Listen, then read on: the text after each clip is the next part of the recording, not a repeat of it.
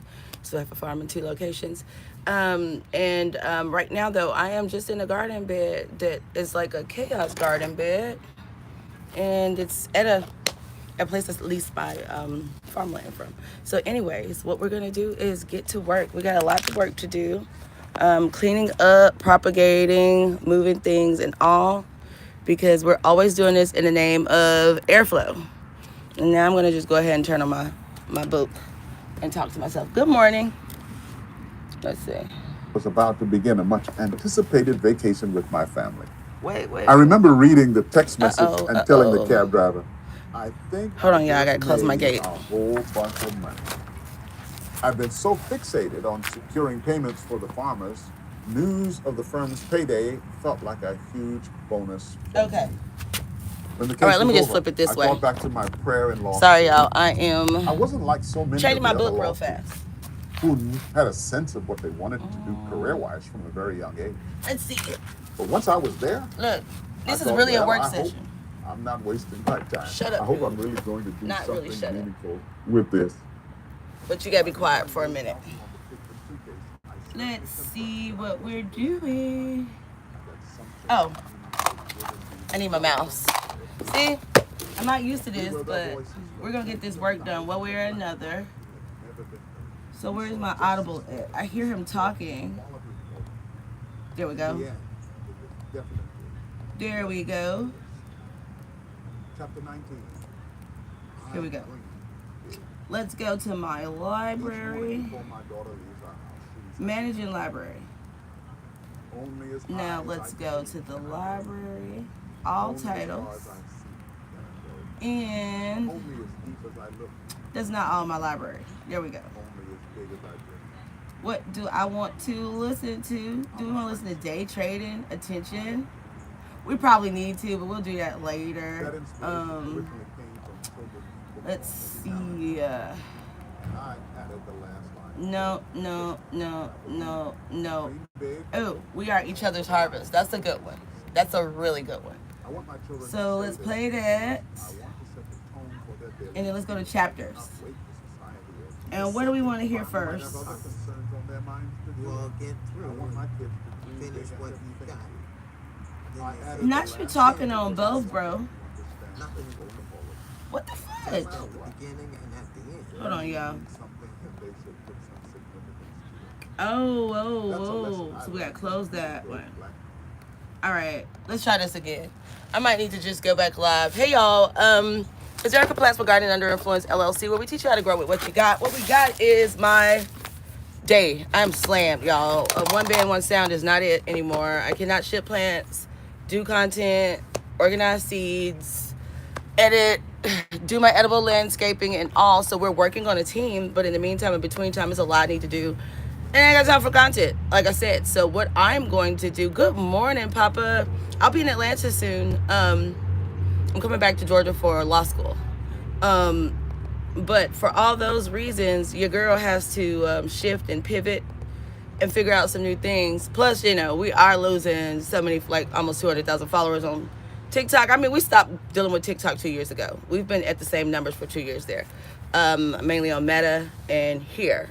But my goal this year is to stay here, teach y'all all the stuff. And I'm talking gardening 2.0. You got enough people, you got enough people teaching you how to germinate a seed. Hey y'all, you got enough people babying you through it.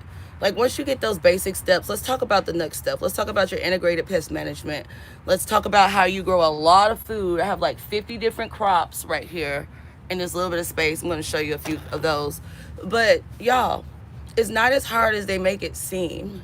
I throw seeds. All of this, look, let me go through it real fast. All of this seeds I threw. I sell seeds at plantandheal.com, but we threw them. And actually, this was really lush yesterday, but I had a heavy harvest. And I'm about to come in and like harvest a whole lot of comfrey, soursop plants.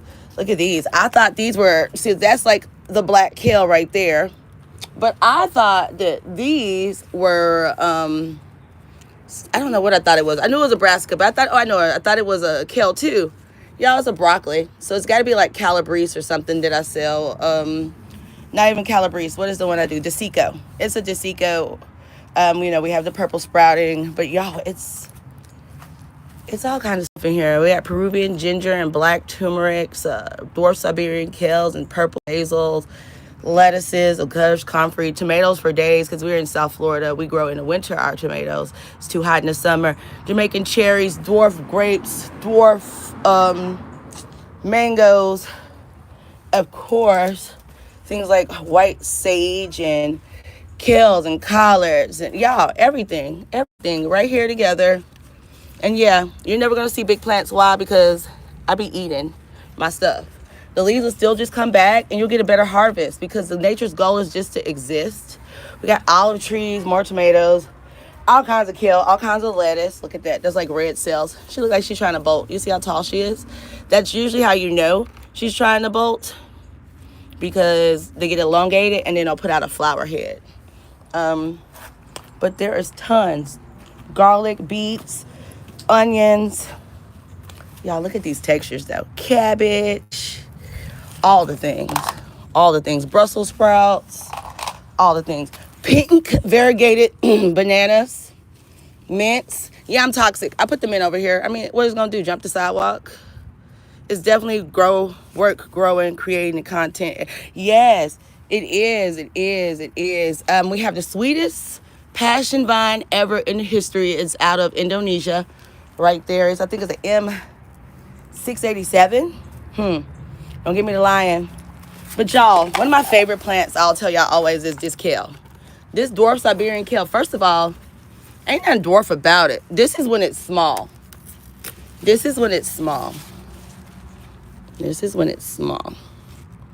When it gets bigger, it can get as big as you.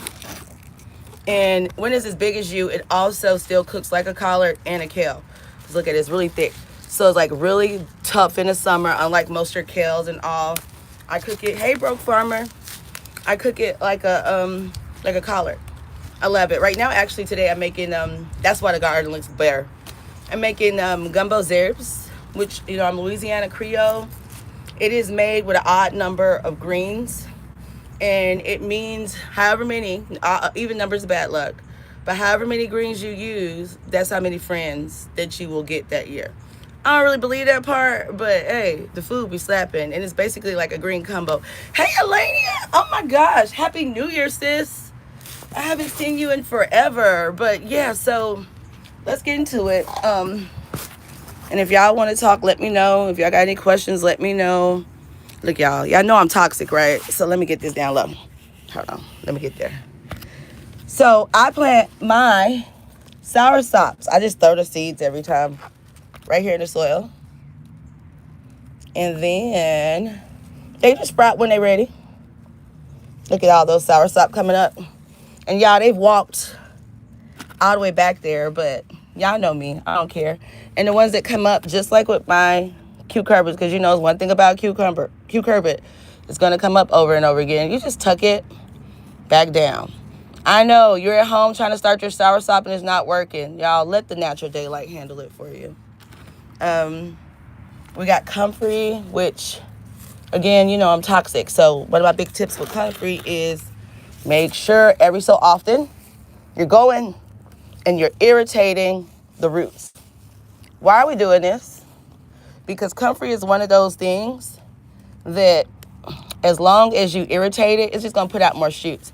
Y'all, this started off as a little bitty piece of stem. And look, it's got 1, 2, 3 already coming out of it. It's this size. Oh, let me back it up some. It's this size, and it's like a month and a half old. So, yeah. But I do that every so often with all my comfreys because that is one of my big hits. You see how it's walking? I didn't plant it that close together. I would never do that. You need some winter sowing content. Yeah, well, okay, so first things first, y'all. Winter sowing is great, but push comes to shove, throw those flower seeds outside. That is winter sowing. It will get the cold stratification it needs without you stressing it. The snow and all won't bother it. And it'll come up and it'll look so dang pretty. Even if you just go to the Dollar Tree and get those dollar seeds right now. Let me see. Y'all, look at this. Oh, look, my pineapple came up. So I take my pineapples and I split them. And you see how she was fighting for her life, but somehow she still pulled through with the win, y'all. She pulled through with the win. And that is always great. So yeah, but that's what I'm doing. I am pulling weeds. What y'all got going on, or what y'all want to learn? Because we will be on here. I had already stopped playing on TikTok as it was. You know, that's not my, look at this medicine. Grow medicine, baby. These are plantains. All of this stuff is available at plantandheal.com. But these are plantains I transplanted. There are some Barbados cherries right here again. Now they're probably in shock right here. And they're in shock because this tomato just took off out of nowhere. Out of nowhere, like all of them. And what was it? I gave them fulvic acid. And yo, when they say that it makes the nutrients readily available, it means it. But y'all know I'm toxic, so I don't need that much. Yeah, it was about the fruit. But here, guys, here's your free gardening, harvesting, and saving seed money for now. Save yourself 10 weeks and just tuck this in some soil and let it root back up, okay? Take off the extra stuff that's going to weigh it down, like the flowers. You see those flowers? Yeah, we want them off. And you don't even need all this, because, see, that's going to stress him out. He don't need all that. He just need enough for photosynthesis. Since there is, hold on, let me be still. Since there's another flower right there, I'm going to go ahead and pull that. Let me give you my kit. Let me show you my kit of where I put these. These sun leaves, they do not redo. Only your stems and your suckers, okay? All right, hold on. Let me get my pot.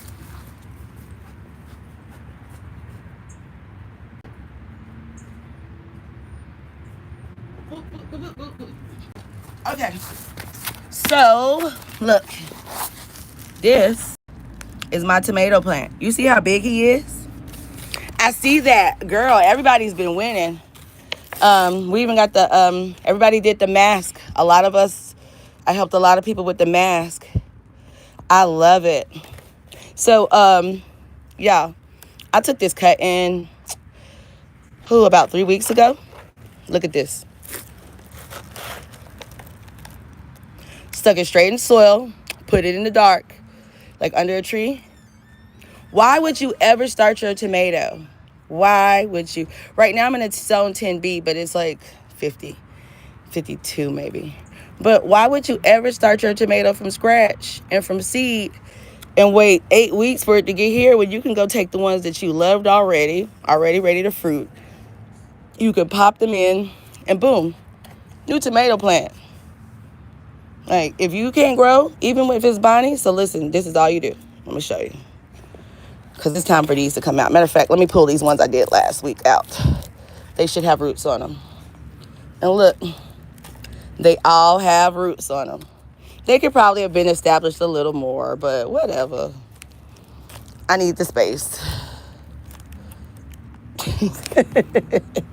Okay, so all I do is poke a hole. Hold on. Sit it in there.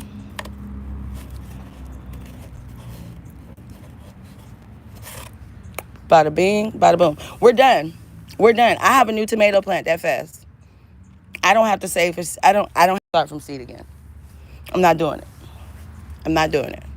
So yes, but because we're zone 10B, that's why we have to grow our tomatoes now. Because it's too hot in the summertime for tomatoes. Entirely too hot for tomatoes. Let's see. For most vegetables. So they grow theirs here usually like October through like March, April. For prime example, on Monday it'll be 79 here. Right.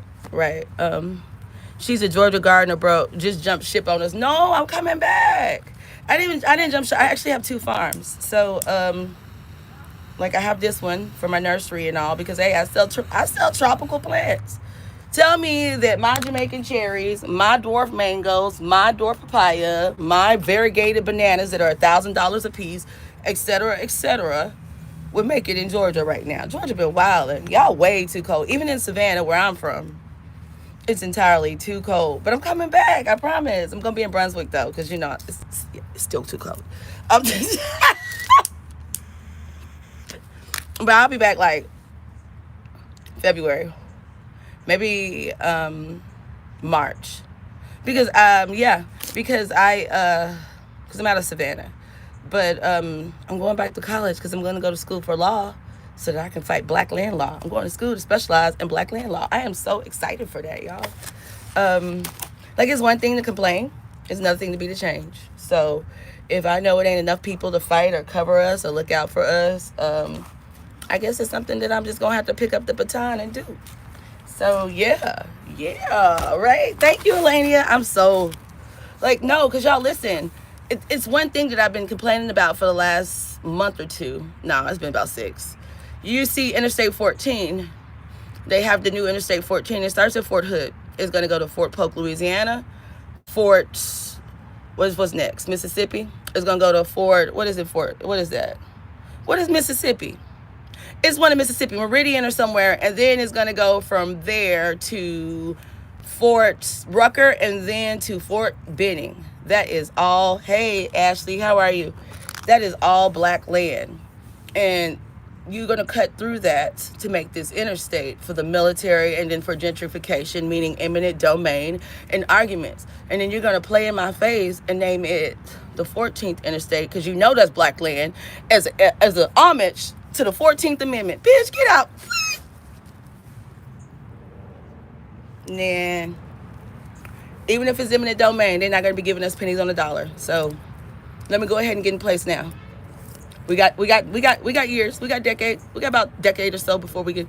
But yeah, look into it. All gas, mineral reserves, everything. It's all missing our voices. Like, I went into FSA the other day and I was like, when is elections?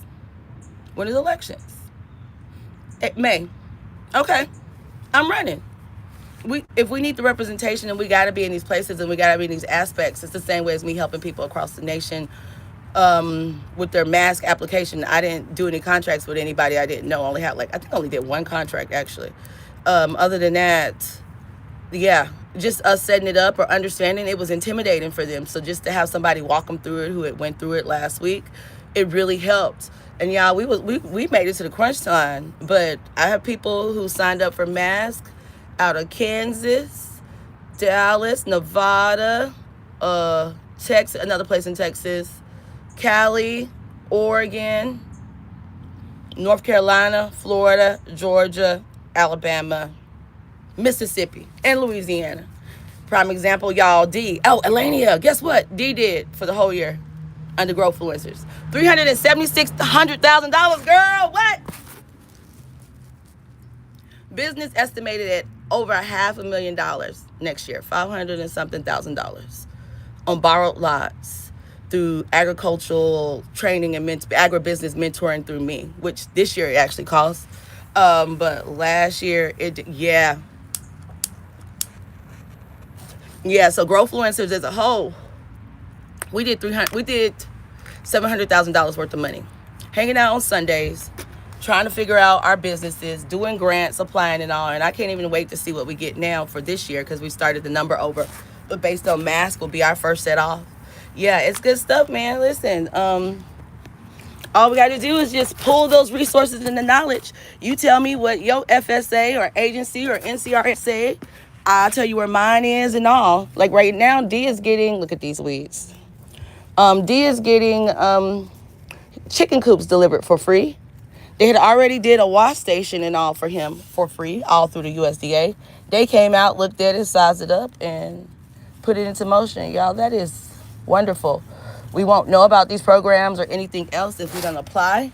And everybody who applied for mask also got not everybody got it for free, but I know all my farmers got it for free for their insurance, their specialty crop insurance, which is important, y'all. We are in like the Southeast. If you're like somebody in a tornado alley or anywhere else like that, if you are banking on your crops and a storm, a wildfire, or anything else shows up and depletes it, what you supposed to do? How does that work? It doesn't. So the insurance is clutch. We have to get out of the business of bootstrapping everything ourselves, period.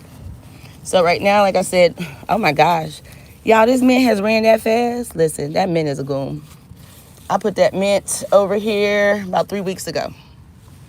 I put all of this right here. None of this was here. I sprinkled some seeds. Well, I put a piece of mint plant. I sprinkled some seeds because I like to mulch with lettuce. But I see weeds trying to like crowd out my lettuce. Make sure you get those roots because those tap roots be everything.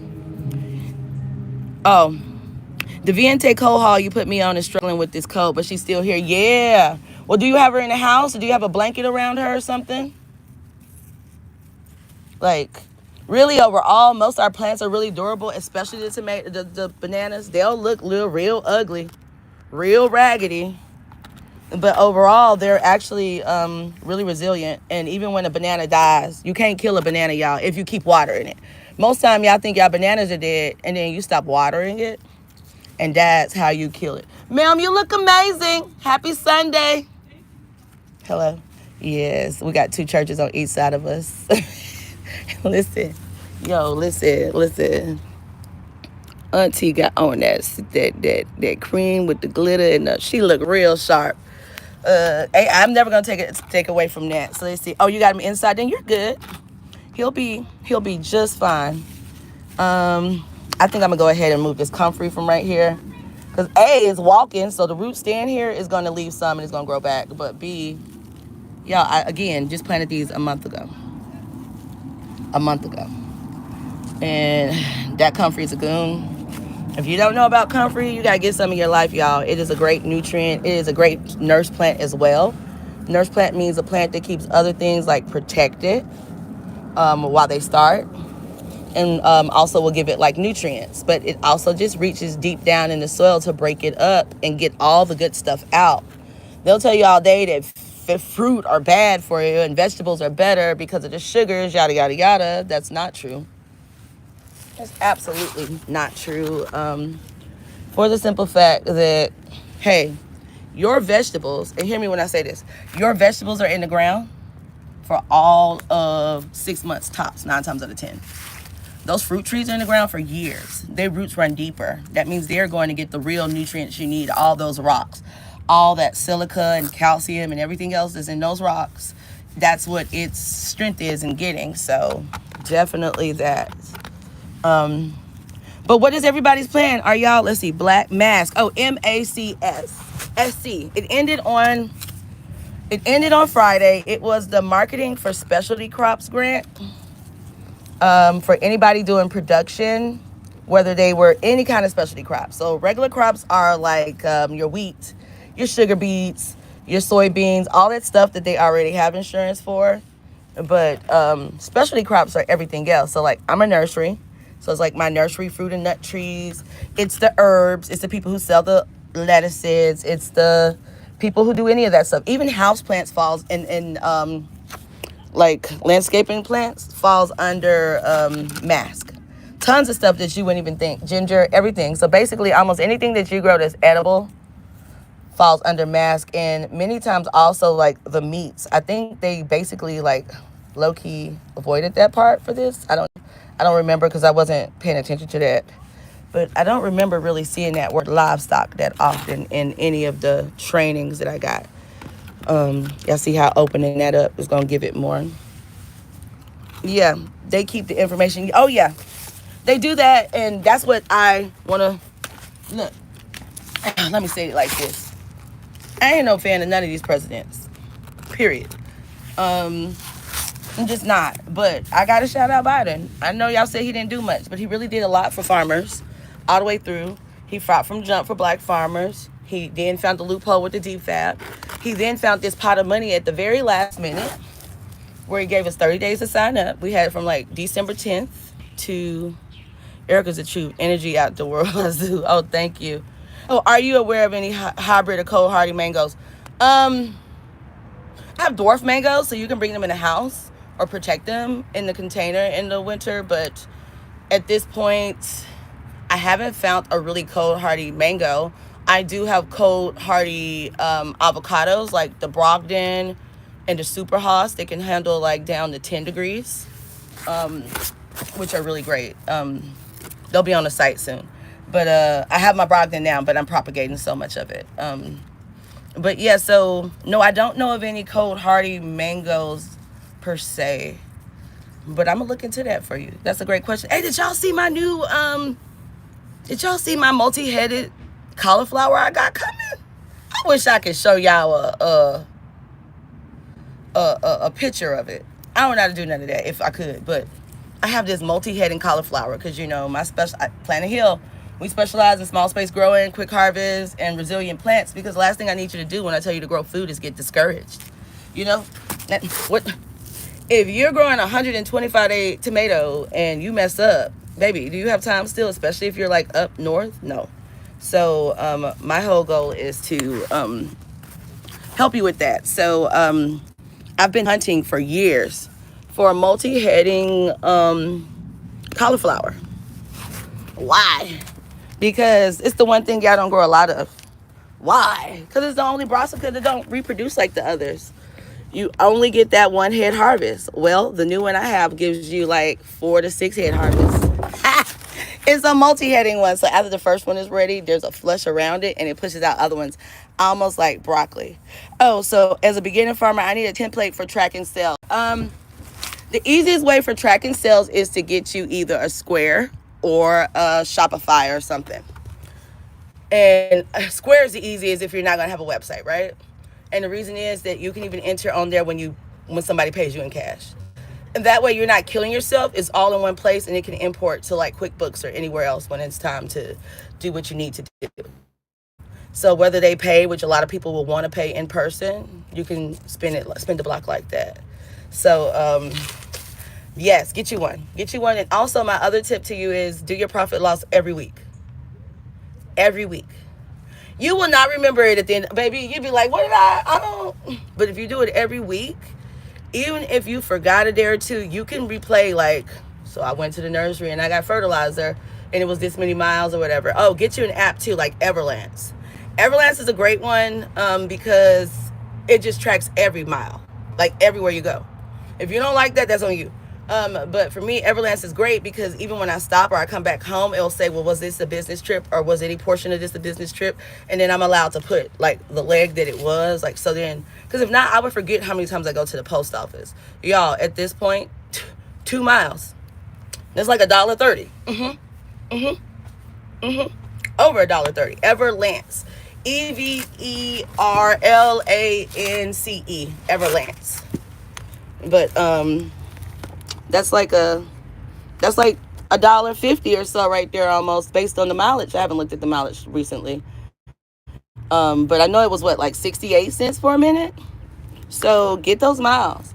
Every time you go to the post office, every time you go to Tractor Supply, every time you go to USDA, any of those things are business expenses. Definitely get it. If you eat out on those business meetings or trainings, like y'all got to bring your own lunch. Write it off, put it on your profit loss, show your documentation.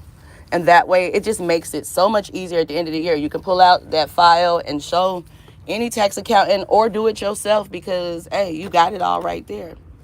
So Everlance, Everlance. They need to give me some money at this point. I'm always telling people about them. Yeah, but they've been my people for years. Oh, look, these basil I grew in. Look, hold on. I love that purple basil, man. It smells so good. It tastes so good. It tastes so good. This grant originally was hydrophobic. It's still slightly hydrophobic in weird places, but it was hydrophobic in full of weeds. It was a weed bed, and I was just like, let me just take your flower bed over because I want to show people that they can grow tons of food, different types of food in a little space. And so that's what we doing. Let's see. So yes, I love y'all. Thank y'all for even being here. Y'all rock. Hey guys, also another tip. Hey, growing out of the box. Do you go live on here? You know what? You got a great following. Y'all, if you're not following Growing Out of the Box, you're crazy. He teaches so well. I love it. He don't know, but I'm gonna pull up at his house with him and his wife, and they're gonna show me these blueberries because I can't wait to see them. Shoot, they look great. It makes a good bedtime tea. Really. See, that's why I came out here. One the ground, Two, because y'all, again, it's a lot. So I'm hiring 2 virtual assistants from the Philippines to help me with some of my internet stuff, and also to like post it. I don't have time to post on every site. And the people who do either have a team or it's just completely redone. And I don't have none of that. It's just me. So yeah, because we're going to LinkedIn too. That's my next place. We're going to get all of that. And of course, the rule of the year is contracts over farmers markets. I'm sorry. Feel how you want about that. But I feel like the contract, especially if it's like a food farmers market, what does GTOB mean? Gotta buy? Is that what that means? I don't know. Yeah, I suck at this stuff. I'm not really the best at slang. If you want some, it's on plantandheal.com though. Yeah, but growing out of the box. Oh, you grew 2 last year. Oh, that's what's up. Look, that is what's up. So look at that sucker right there on the base. Y'all see that? Right on the base. And I don't like my, oops, sorry y'all. Growing out of the box. Oh. That's smart. I removed some of my suckers from the bottom, like I said, to propagate, but also because I don't like disease. And y'all have to realize that your tomatoes, they love disease. They like to be in your mix, causing issues.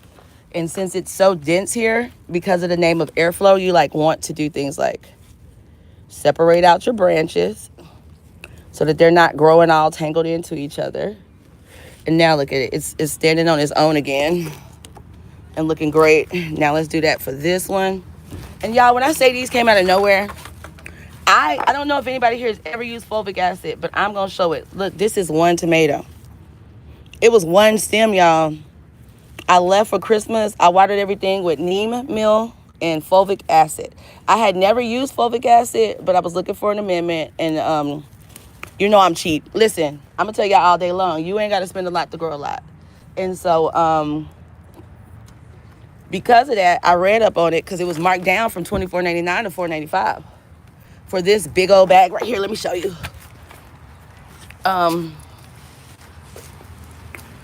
For this big bag right here of it. $4.98 through Amazon, shipped straight to me. And I came back 8 days later. And now we all know tomatoes can grow fast. But you ain't never seen no tomato do this much work from this to this in no dang 8 days. And it's organic. It is completely organic. It is so fulvic acid, just like it works for adults, like it works for us too, in the same way. It does all kinds of like macro and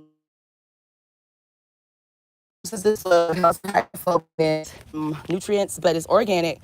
It also makes the nutrients are already in the soil more readily available to the plant. And I think because it was hydrophobic soil and we was fighting for our lives, all of that is what has happened. Let me break that one, remove that sun leaf. And guys, when you're pruning though, you don't want to remove more than 30%. More than 30% will put the plant in shock at times. Almost like when you tell the girl at the beauty shop to take a trim and then she cut like 4 inches and you be like in shock because that's not what I said. Same thing. Let's get these ones touching the ground. I don't like any lemon, no tomato trees, leaves touching the ground. And so, y'all get better at this camera thing soon. But for now, this is where we are. Yes, Perilla, I let the dark opal grow wild. It's a good one for pests too. Yeah, Perilla, like shisho, like the beefsteak plant. Is that what you're talking about? Because I love that one for it. And look, I told y'all not to cut more than 30%, and then I snatched her somewhat bald. She be all right. She gonna be all right. Now this one, I didn't even realize was still here. Again, it was like a foot. Y'all, it just fell down and vined over. Look at all that. Look. Crazy. And it's dropping tomatoes. Look at those tomatoes coming everywhere. Yeah, it'll be my first tomatoes of the season. I'm probably gonna stake this one in the end. If you have problems with cats, because you know we don't play with them around here. Garlic, every stinking where. Garlic. That's your answer. And green onions too. But the smell of it is both is toxic to them, so they're gonna stay away from it. People are always like, "Oh my God, you out here trying to kill cats?" Listen, if your cat ain't got no boundaries because you letting him roam free, and he's coming in my garden, then that was already a problem. But you know, if you let your cat outside, just like if you leave your kid outside unsupervised, you run a risk of something happening to him. But also, if your cat just ain't got no common sense to know that that's a smell that he doesn't like and is toxic, the bugs and everybody else knows, then that's on your cat. That that's between you and the cat. Look at this celery. That's it. That's all I got for it. I got thoughts and prayers. Yeah, let's see. But are you talking about like the she shell perilla? Because we have that. I need to put it on the website too. Y'all, we even have variegated collards. Y'all actually have like I got so many white watermelons for y'all. I got so many white and apricot and hot like light skin, high yellow, like cream color watermelon for y'all. Yeah, I love that. I love perilla. And then I've also learned how to cook with it because you know military. So my Korean friends love that stuff. Um, it's actually the easiest way for me to know which one of my friends is like white passing. I busted like four of them, and then they'd be like, "Yeah, my grandma." Look, because they don't know what it is immediately. Is that perilla? Is that shiso?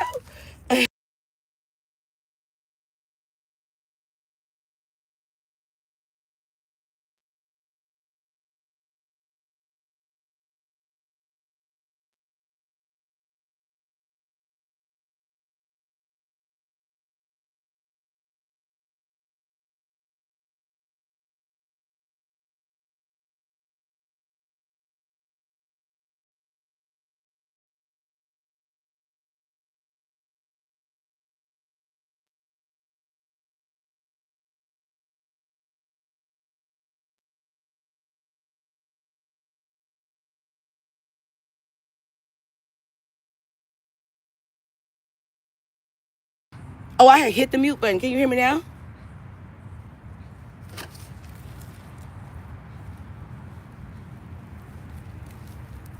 Got the strawberries. Got the, you know, that's one of the deadly dozen top most toxic plants. You got to realize per acre of plants that they put 500 pounds under the ground of chemicals to kill everything under the soil. That's how your strawberries start. They pump 500 pounds of fumigants and chemicals into the soil to kill everything possible so that nothing competes with the strawberry. And even when you do get like an organic strawberry plant from somewhere that's not like me, you gotta realize that most of them started off as conventional. Okay, let me go back outside. The internet is mad at me. It's like, ma'am, nobody told you to come in here. Hold on. Let me go back outside so my Wi-Fi will stabilize. Can y'all hear me now? Yeah, they're so easy to grow in the ground. They went wild, yes, and make sure that you remember that their best production is their first 2 years.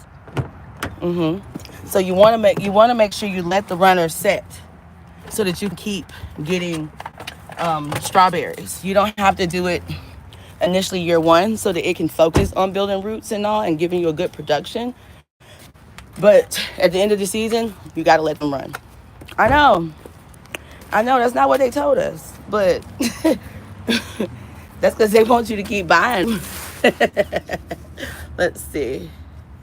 Okay. Y'all, and I'm so thankful for all my TikTok friends. People like y'all and even Big Steel and all who I met online. And you guys have been my safe place to land this last year. And I'm thankful for you all. Growing on the Box and Elania, I would like to have y'all in my podcast. Talk Don't Care. Is it talkdon'tcare.com? Because my mama say talk don't care who do it, right? Talk don't care who do it. But you guys have such insight, like Elania, with your background and all. Yo. Which one? I have Cuban oregano all over here. That's another one easy to prop. Right there? Yes. You know, Cuban oregano is super easy to propagate. So all you do is this, if you get some. And dang, I just realized it's not on my website. Yeah, I'm growing like 400 of these for the website, and they're ready. But why haven't I to just now remembered that I didn't post them on the site. So this is all you do for a Cuban oregano. We're gonna make this 2 different plants.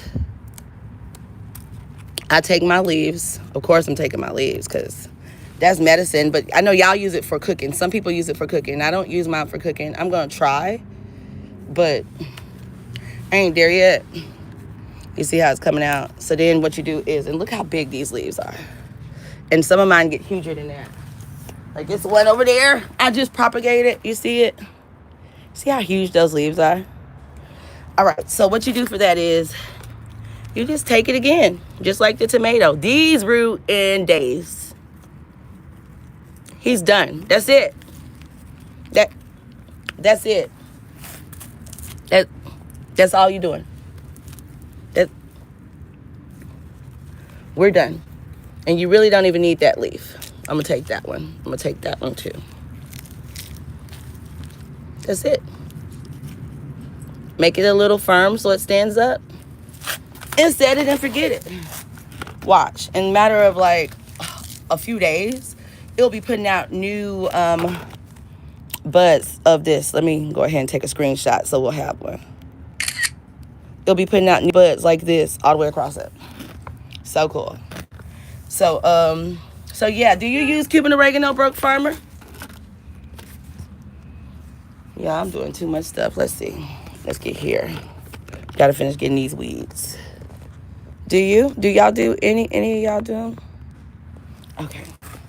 Now this weed right here, I don't know what it is, but this one, no matter what, I can't get it all because see, look, it's got like a deep root that like runs. So when I grab it, I'll be wanting to grab everything possible with it. Sorry about that, y'all. Not yet. Got a plant 2 weeks ago. Yay. Yeah, I remember when I first started and I heard about the medicinals because, you know, it's been so your Cuban oregano has been scientifically proven to kill cancer. When it touches the cells of it, it kills it. Peer-reviewed journal. I don't do no wives' tales. You know I'm a geek and autistic, and I don't be wanting to give nobody no misinformation. But go look it up. It's been like 2 studies at least where they show that it truly does it. I use the oregano in your teas. The regular oregano or the... Sorry, y'all. People driving by. The regular oregano or the Cuban oregano? Okay, let's see. How is it? If y'all use that in your tea, how is it? Because I'm always looking for new ways to use things. Like my moringa tree over there, I need to get... Or the moringa tree over there, I need to get the flowers for a tincture and medicine. I need to save some seeds for planting. I need to save some herbs, some leaves for medicine. But more than anything, y'all, you know that your moringa is a biostimulant and it stimulates your seeds to germinate and grow well. It's also a great foliar spray because remember, it is the tree of life. It has more nutrients in it than sea moss, over 100 and something. And so because of that, it also works great for your plants.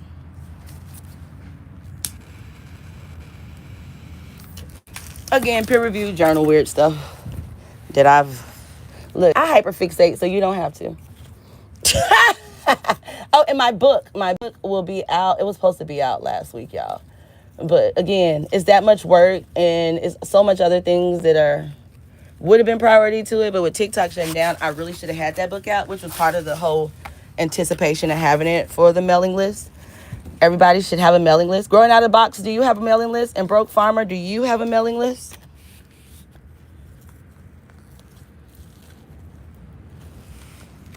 Let's see.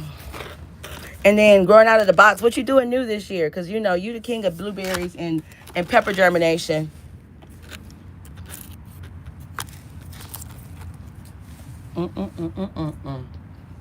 Oh, shoot. That's a coffee plant. I done dug it up, y'all. I forgot I propagated it. There we go. Right here. A coffee plant. I was looking at it thinking it was a soursop. It is not. Oh, look at my other split pineapple guy. I have so many pineapples around here. And soon we will have the white jades back in stock. As most of y'all know who followed me, my white jades are the pineapple that produces in 8 months. And unlike these, it has a soft topping, so it won't poke you. It won't hurt you. Yeah. So keep an eye out. It's going to be, if you're not on my mailing list, you should get on it for plantandheal.com. Your pineapples went to the upper room. Why? They're really easy, y'all. And then we'll be like, Erica, don't just say that. Look, y'all can grow onions and I can't. So, look, we all have struggles, okay? I can't grow an onion to save my life. Well, I can grow an onion from a store-bought onion and just plant the bottom of it. But starting an onion from seed, I'm trying again right now. They're looking fairly good, but who's to say? Gotta remove these weeds. We gotta remove these weeds. So, yeah. Oh, you left it outside? Okay, so when did you leave it outside? Did you bring it back? Did you bring it in? Because the base of it may not be dead. Look, y'all, I'm always trying to have a fight that something is... Look, here I am planting pretty stuff next to food. Should I dig that up? Let's dig that up. It's in the way. Oh, but you did give me 3 babies. Ayy. And we can remove this weeds from there. So this is variegated ginger. This is not an edible ginger, but it's a pretty one. It doubles as like a houseplant in some areas. Yo, it smells like ginger. It smells so much like ginger. It's such a pretty one. But I don't know of anybody who's ever eaten it. So I need to look into that. Let's see. I left it. Oh, you left it outside in the ground. Yeah. Well, when in doubt, cover it up now if you got a little plastic and the roots may not be dead. You might look up. I know something else I really can't grow, but it's kind of making his life over here now. This aloe. You see how he look? I'm really horrible at it. I just be wanting people to know that everybody can't grow everything. It's just not how it works. Certain things work in certain areas, just like lavender.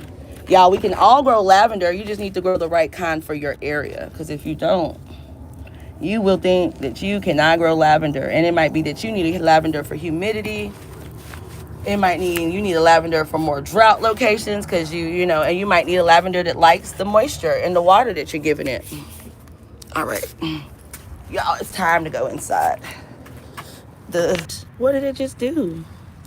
What does it mean? Oh, you don't have a mailing list. No, growing out of the box. Growing out of the box. Yeah, I just fell. I didn't just fall. I then uprooted my mango tree, my dwarf mango. But since we're here, since we uprooted him, we can do an experiment now. Oh, we're doing some other ones. So like under the tree over there, I'm gonna go sprinkle this in layers with straw and all, so that we can do that. Oh, shampoo ginger actually is eatable from what I heard, what I read the other week. I know, because we always hear that it's not edible. But some people eat it, and I don't mean just the, let me get my mouse off this floor. I don't mean just the liquid. But some people actually do eat the regular one, because I was like, I thought it wasn't edible, but apparently it is. I just split up like 10, 15 of them. Look into it, see what you found, but I'm gonna check still and see if it is. I got kohlrabi. Look, I grew it. I didn't know it grew. It's bulbing. And look at those cute little carrots. I mean, broccoli. That's from my DeSico broccoli. Because what's the point of broccoli if I gotta wait like 4 months, right? So I do sprouting broccoli. A lot of the broccoli at my shop is sprouting broccoli, or it's like Asian broccoli, which is sprouting whether it has the heads or not. So that's like the long stem, like the broccoli stem, and then that top. Kohlrabi, I've never had kohlrabi now. That's why I'm excited for it. it was part of the reason I also was hell-bent on finding like that branching cauliflower, because again, neither one of those, you get one harvest. And if I'm growing in containers and I have a limited amount of space and your cauliflower is only going to give me one, you just don't make it into my bed. And so by getting this multi-heading one, it is. I would love to use it in my insect spray instead to replace the Castile soap. Wait, which one? What, the shampoo ginger? Or the shampoo ginger? Is that what you're talking about? I would love to use it in my insect spray to replace the Castile soap. The ginger? I'm confused. Yeah, but of course we got mint and all on the website. Now, yeah, the shampoo. Oh, now, I don't know. Would it, you think it would clean the same way? That's something else to look into. Look at all these roots. But since I have her out beforehand, I bought this new stuff called Kiki Paste. I've been watching it online. The people who use it, Crazy Kiki cloning paste, the people who use it are using it on houseplants, like the bald-headed houseplants. So like they're using it on like their pothos and their philodendrons. So like, you know, after so many years, the vines fall and all of that's bare. They rub this stuff on, and then at every node, like within days, new ones are coming. You see how this one though, you can tell it was stressed, this papaya. And the main reason you'll know it was stressed is it's throwing out side shoots. Those aren't leaves. Those are new branches coming to give it backup because it's trying to fight for its life. But yes, as a suffocant. Have you tried to use it as have you tried aloe for that reason? Yeah. So this is the Kiki paste. And they were like, be a mad scientist. And, you know, you ain't got, look, it's even down there showing them. You ain't got to tell me once. So I'm going to put it on these ones that don't have any. Let's see how that. They said that's all you do. Let's see. This one might be a misleading one because it's already stressed and putting out side shoots. I think I need a more controlled experiment. Let's figure out who we doing. Let's see, as a suffocant. I like that. I like that idea. Okay, so let me close this for a minute while I keep cleaning. Other reason I know that this fulvic acid really did the dang thing is I transplanted this olive tree right here. Oh, look, I got another cold. And she just been here like existing with her green leaves, just a few, because she was already bald-headed. And it took forever. But once I put that fulvic acid on, I came back, all these new leaves. All of this was here. And she gave us olives last year, so we really wanted her to get in the ground and fruit for us because that's important.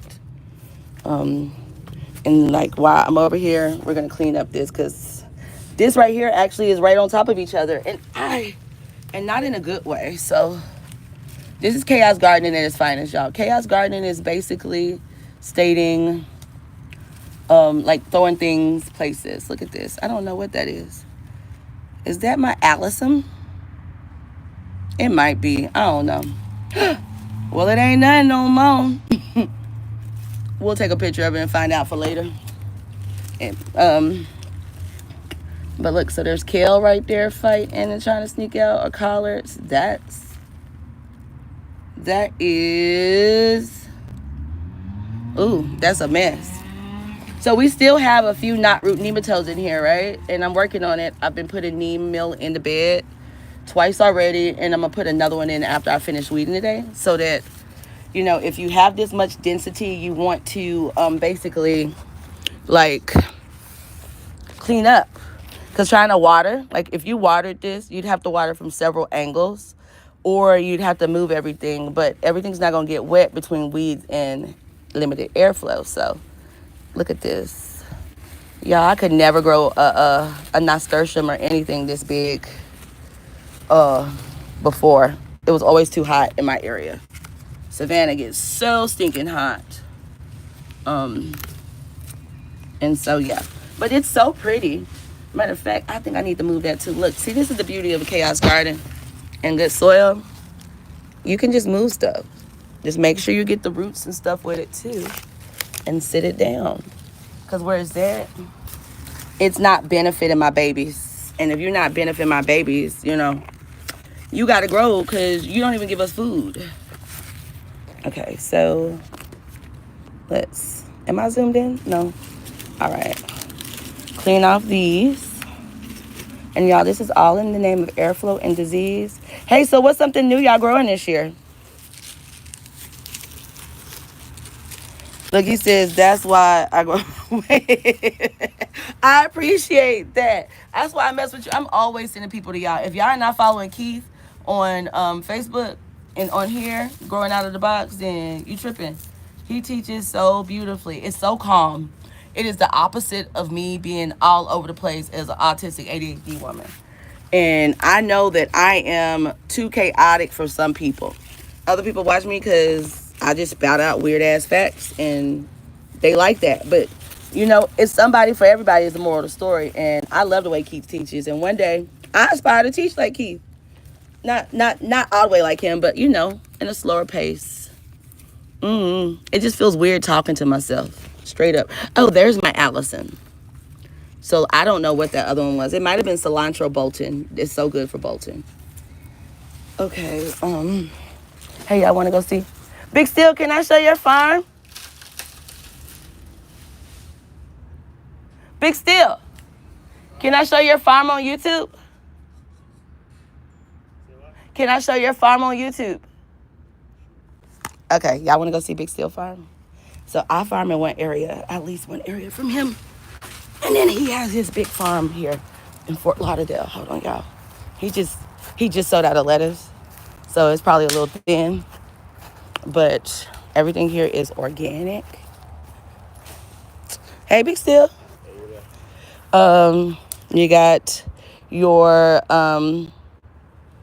what are those? Fish peppers. Fish peppers and lettuces, new ones. His tomatoes and all. This is his collards. Listen, it's gorgeous. I love. Oh, he said I follow Big Steel. Yes. So he's out here cutting things because I'm gonna put my nursery right there, in the part I just leased from him. And look, it's so organic and he don't do all that extra stuff. Look at these mustards. Look at it. It all looks so good. And some of it's even got the nerve to be Bolton too, because look, it still be warm here. Look at that mustard, it's Bolton. Of course, he's got a lot of dinosaur kale there. Look, volunteer amaranth, aka what's the name of amaranth? Callaloo and pigweed. Yo, you really did harvest a lot. Oh my gosh. Everything look bald headed, y'all. Oh, these are tomatoes. Bananas. Look at these bananas. Am I still on this network, or did it break on y'all? Hey y'all. So these are dwarf Cavendish bananas. These are from Plant and Hill.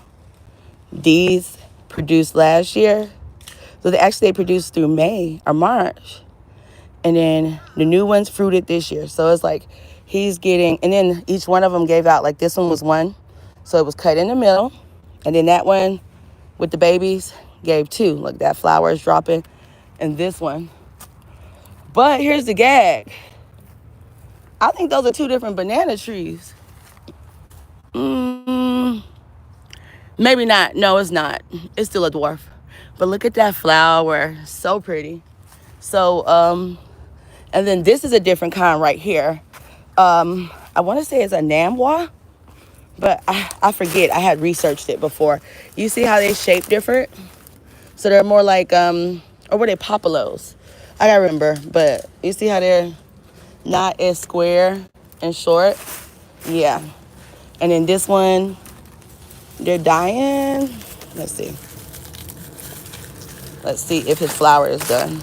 See, look, and those are your immature ones of the flower under it. But this one he probably can cut.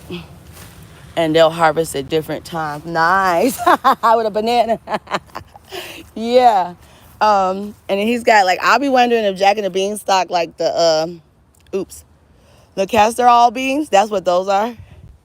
So neat. But yeah, he's pulled a whole bunch. And look, it's all in a boat now. Oh man. Uh so and then over here he's got some spinach and some other things. But he was recently featured on the news here about his farm. Oh, and he's moved some new beds. So he's got other stuff coming. Always in rotation because, baby, they be ordering from him. And then this is my nursery area for now. So like the passion vines, the dragon fruit. Look, y'all. My $1,000 banana trees. There's another one right there. Let me give her more sun. My $1,000 banana trees. They're a little sad about the cold too. Look at these. These are my prickly pears, my Nepales, my, what's the other name for them? I can't think of what it is, but it's that. Very medicinal and edible cactus. Elderberries, of course. Oh, and then my starter plants. So this is like all my different sugar canes. Look at those pretty colors coming out of them. They're like burgundies and stripes and reds. And we got like go-to cola. Hey, Big Steel, Keith of Growing Out of the Box asked, do you think the shampoo ginger is edible? I don't know. He don't know. I think I read it was, but I have some right here. I think if it can be used for soap. It's soap and all too, but I have some right here. They look like ginger, y'all. Well, actually, they were sitting in water and they overrotted. I found them yesterday in the rain. But You talking about the roots of it? this right here, no, the shampoo ginger itself. See, this is ginger, and you see how it's putting out that sprout again? You talking about that? Yeah, I don't know about that. I had to research. That's the one we squeeze almost like that red button one that you have. But the better the one they were arguing was the real shampoo ginger that day. Okay, and then y'all, like when I say I have lots, y'all fruit trees, they be well taken care of. We got Barbados cherries and hardy figs and blackberries and all. Why? Because if I babied it, it would die at your house. Dwarf mangoes and all. That's what else I'm coming on here on live to do. Clean this all up. Oh, G Moz grows hard in the garden. She said yes, it's edible. You can eat it. I thought so. I thought I read something the other day to that. But y'all, when I say that the historically black fish pepper is such a pretty and bomb vegetable to grow because one, my culture, but two, you see the variegation? More than anything, they just grow effortlessly. Dropping fruit like crazy. I love it. Or this one right here, like, I really want to clean this one up because look, keep out the dropout. Million plants. Who's to say? It's good to have friends who farm. I love y'all for all this. Y'all really do matter. Oh, look, and then these are all the soursop I potted up from seeds, which are labeled on plantandheal.com as soursop seedlings. See, they steady coming.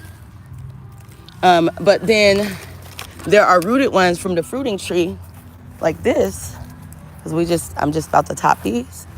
And so the soursop leaves come right back. They come right back. How do I know that? Because I just topped a whole bunch of them. But we got to save some of these for tinctures, medicine, and seeds. And look at the pods. It's nice out here. Yeah. And there's some dried pods because we let them just dry on the tree. Ooh, ooh, ooh. Now, if you're going to grow moringa, either grow it in a pot or don't put it by your house. One, y'all, these trees are really brittle. Two, their roots are really crazy and can mess up like your septic tank or your foundation. So be mindful of that. Of course, we have dwarf banana trees too. Yeah, we got a lot. Oh, I got a lot. Oh, look at my star fruit. So this star fruit, y'all remember last year when it got to like 13 in Atlanta? It hit us too. And this was my star fruit that was like 6-7 feet up. And baby, he got taken down to the ground. And right here at the bottom, she grew back these little side shoots earlier this spring. And I've been eating fruit off of her since. I actually took one off yesterday. You can't beat it. Red vein sorrel. So see, look, that's all my Cuban oregano that I just rooted. You see how small the little pieces are? You see the roots? It's already growing again. So, yes, there's tons in tons. Oh yeah, these. And then I have some, I have dwarf red Russian pomegranates coming back to the site. They're not there right now. And of course the Jamaican cherries, which you know.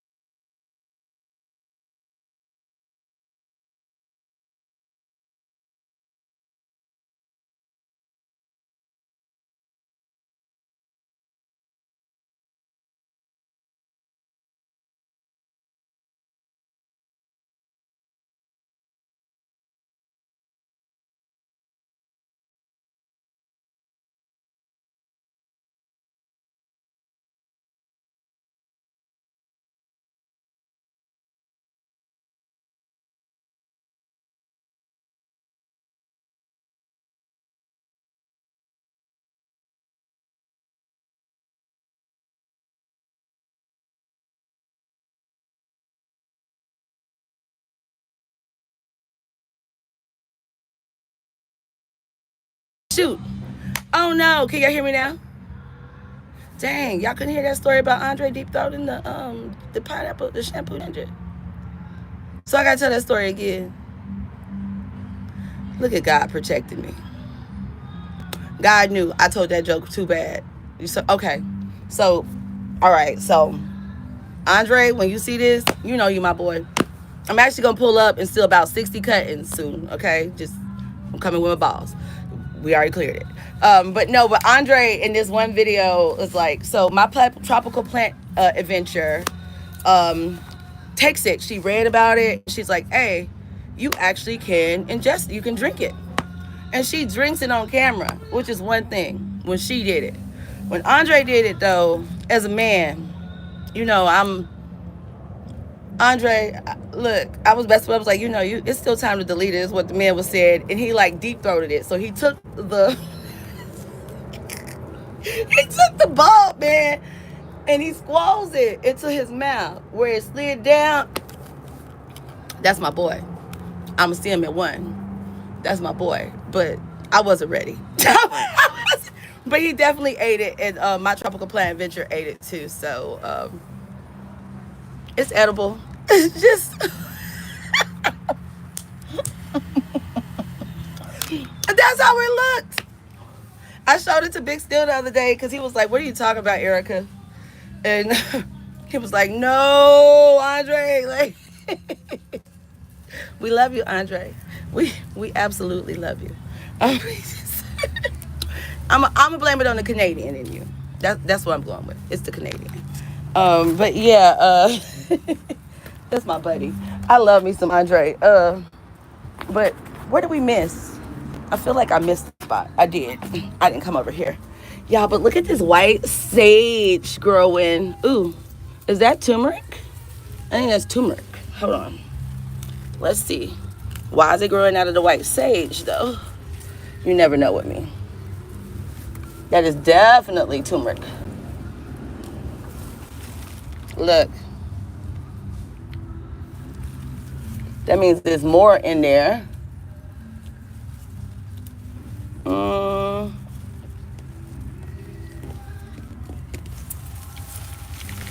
Look, we got turmeric. See, this is what happened when you're toxic.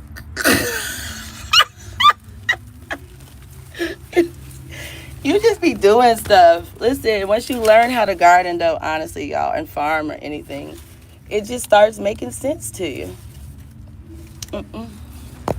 It definitely will. So look at these right here. They're getting too big, these Cuban oreganos. So I'm going to go ahead again. Take them down to their base. And boom, airflow. New stuff is getting light because other than these weeds, look at some lettuce back here trying to grow. Well, no, that lettuce is done. We'll remove that. and go from there. Yeah, y'all, listen, I'm a big old clown, but no, but seriously, I would love to have y'all. Hello. At the podcast. I'll message you guys about interviews because it's time to talk growing, and growing out of the box is definitely the kind of stuff that we want to do. Look at these weeds.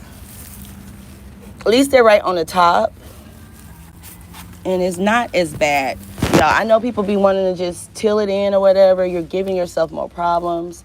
Certain ones have flowers that are dropping right under it, right back onto your soil. And if you deeply and thoroughly weed, then you don't have to worry about them coming back the same way. As you get them off, whew. Y'all, listen, they say gardening is cardio. They meant it. They absolutely meant it. It's a lot of bending and stooping and all, but it's really therapeutic. It really is. And look at this is another one of those pineapples I split. Yeah. Yeah, but I appreciate y'all. Happy Sunday to everybody. Do anybody have any New Year's goals that they need help with? Or any business advice? You know, we have Growfluencers every Sunday. It is now on Google Meet. It is no longer on TikTok. So that we can discuss business goals and all the rest of that with ease. Look at all these pineapples. Boom. And y'all, listen, even if you just plant some green onions, plant something this season, please. Am I muted again? Go back and watch this. This is your sweet spot. Right here. Is this my sweet spot? Or it allows my sweet spot. I don't know. Look, what's my sweet spot? Y'all tell me. Because that is where I'm at with it. So I've been reading, well, not reading. I'm not even gonna lie to you. I ain't read a book, an actual book in months. Other than, well, I read my books that but as far as like extra books, but I did play Gary Vee's day trading attention recently. Yeah, so trying to monetize. So yeah, because look, it's a hobby until you monetize it. If you're not getting paid, it's a hobby. At the point you get paid for it, it's a business. And so Gary Vee's day trading attention is really right on the pulse of what you want to be reading right now. Why? Because social media has changed. This is not social media anymore. This is interest media, okay? You see what I'm saying? We're all doing gardening and stuff like that. This is not social media. This is interest media.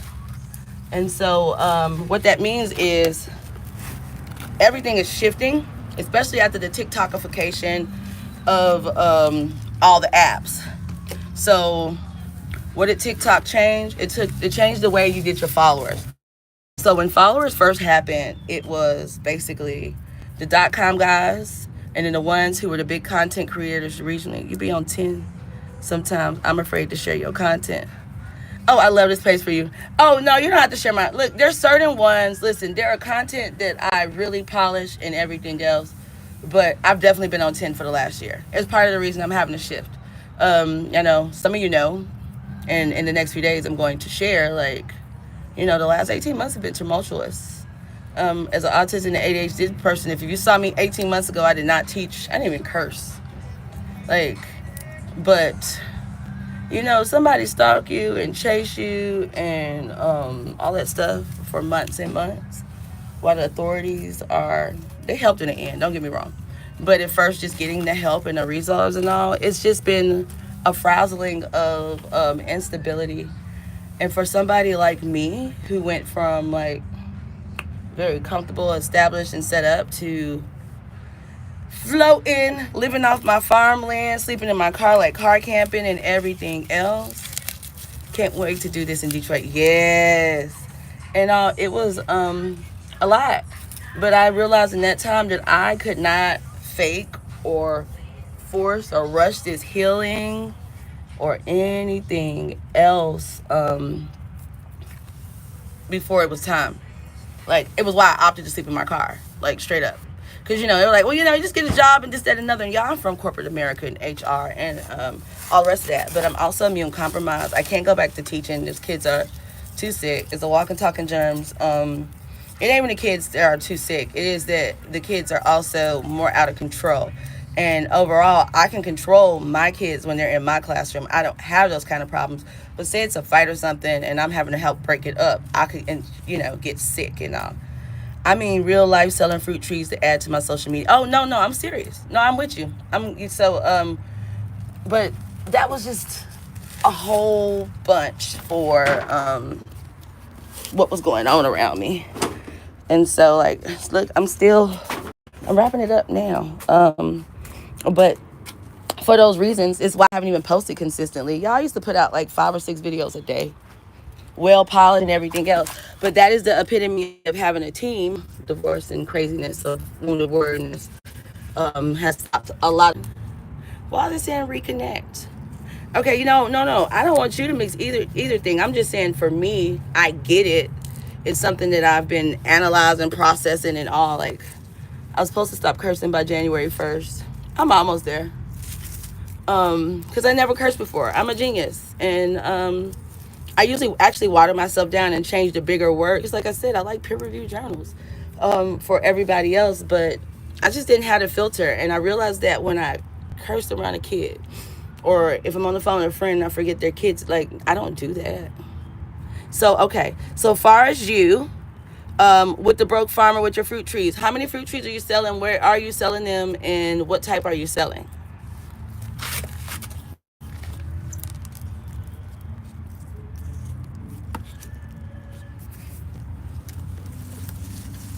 Let's see.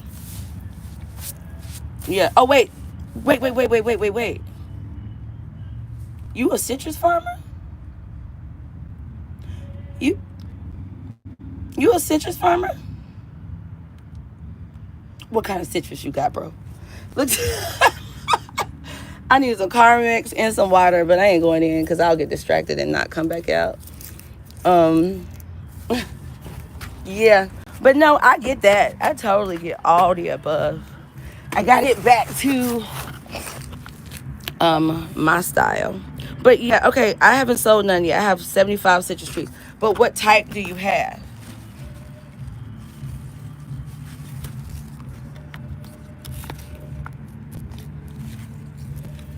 Let's see, what type do you have? Okay. And then I'm going to dig up some of these soursop right here. See? So, because I don't want the roots too established. Before I repot them. You see how it is right now before that first leaf opens? This is the perfect size. And don't worry, I don't usually separate the root off of it either. I was just trying to show y'all something. You see, he hasn't sold any. But how many? But what do you have? That way I can tell you which way is the best way for you to sell them. Oh, I planted that one. I must have planted that one deep. Okay. Okay, Comfrey, let my soursop go. Let's go deeper.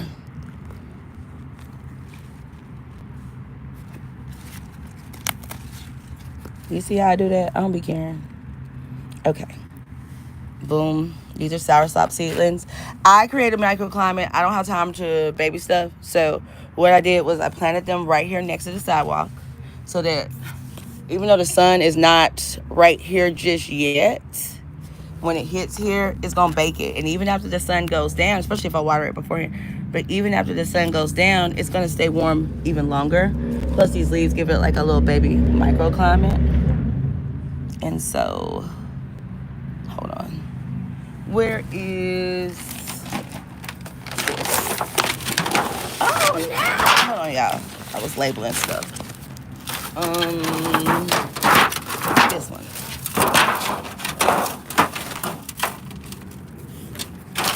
Okay.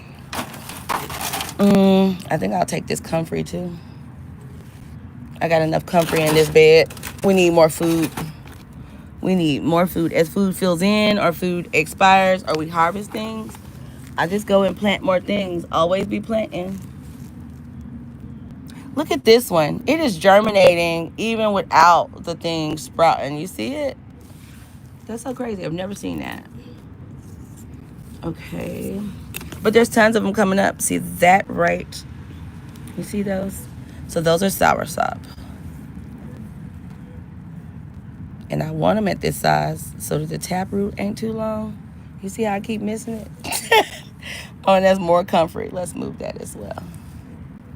See, look at that comfrey. Just coming right off the stick. So what you can do with your comfrey when they're this small is you can do two things.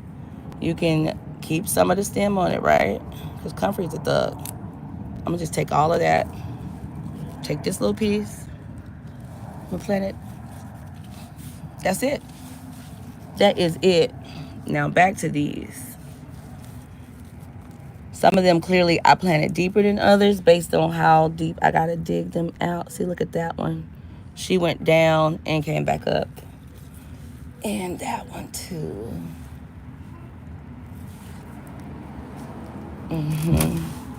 Let's see. Oh, wait, you got lemons, limes, citrus squats, kumquats, mandarins, and satsumas. What is this citrus squat? Is that like a kumquat, a citron, and orange? Because, you know, we only have 3 original soursop. I mean, not soursop. 3 original, you know what? We're going to remove these too. 3 original fruit trees. Not fruit trees. 3 original citrus trees. You got the citron, the pomelo, and the mandarin. Every other one came from those. Look at that, baby. And yes, that's a tomato. These are Creole tomatoes from when I stopped at Derek's house in Louisiana. I squeezed some on my soil. I know, right? Look, you like a tomato that even you got from a restaurant or a store and it tastes good and they don't know what it is, just take it, squeeze it on the soil. If you squeeze it on the soil, it'll come up. Look at this. Let's just talk about it. This is the epitome of my problem. I took this little bit of soil. Y'all, we have a mustard of some sort, a tomato of some sort, another tomato of some sort, and a soursop. Oh yeah, those are all cold hardy hybrids for sure, especially like the kumquat. And my kumquat actually do good even in the house. That's another tomato I'm gonna remove. I like the mulch as it gets later in the season with lettuce. Y'all, that's free game. You ain't got money for wood chips or you want more food in your life and, you know, mulch with lettuce. Boom. It will keep the weeds down. It will keep the soil cool. It will keep the soil protected from everything. It will aid in beneficial collaborations, aka integrated pest management and biodiversity, kind of like permaculture and all the rest of that. But it will also just be great food for you in low spaces. Plus, lettuce is ready in like 30 days. Why not? So I like this. How big does that citrus one you said, the citrine quat, get? And since we've dug up all of this, let me show you how we're going to propagate this marigold. Because this marigold is finally booming. It's grown from seed. The seeds are also at plantandheal.com. But let me show you. So you pull a stem off, right? You take that off. You take that off. You clean it all the way down. I know you're going to be like, what? Listen, I'm going to always show you how to make more money and more plants really easy. You take this and you bury it. It will root. Don't need no rooting hormone or nothing. It will root. The whole trick is to make sure that the stem itself is in contact with the soil. Not compact, but enough that once you water it in, the rest of it will settle. Oh, look at that new little burgundy lettuce. And if that's what it looks like, it's probably going to turn into one of those right there. Look at that pretty one. Yeah, I'm big on green manure. Yeah, you can even do it for green manure. You sure can. You sure can. And y'all, micro seeds that you get, the micro, them, what are they? Microgreens you get, those are full size seeds. Okay?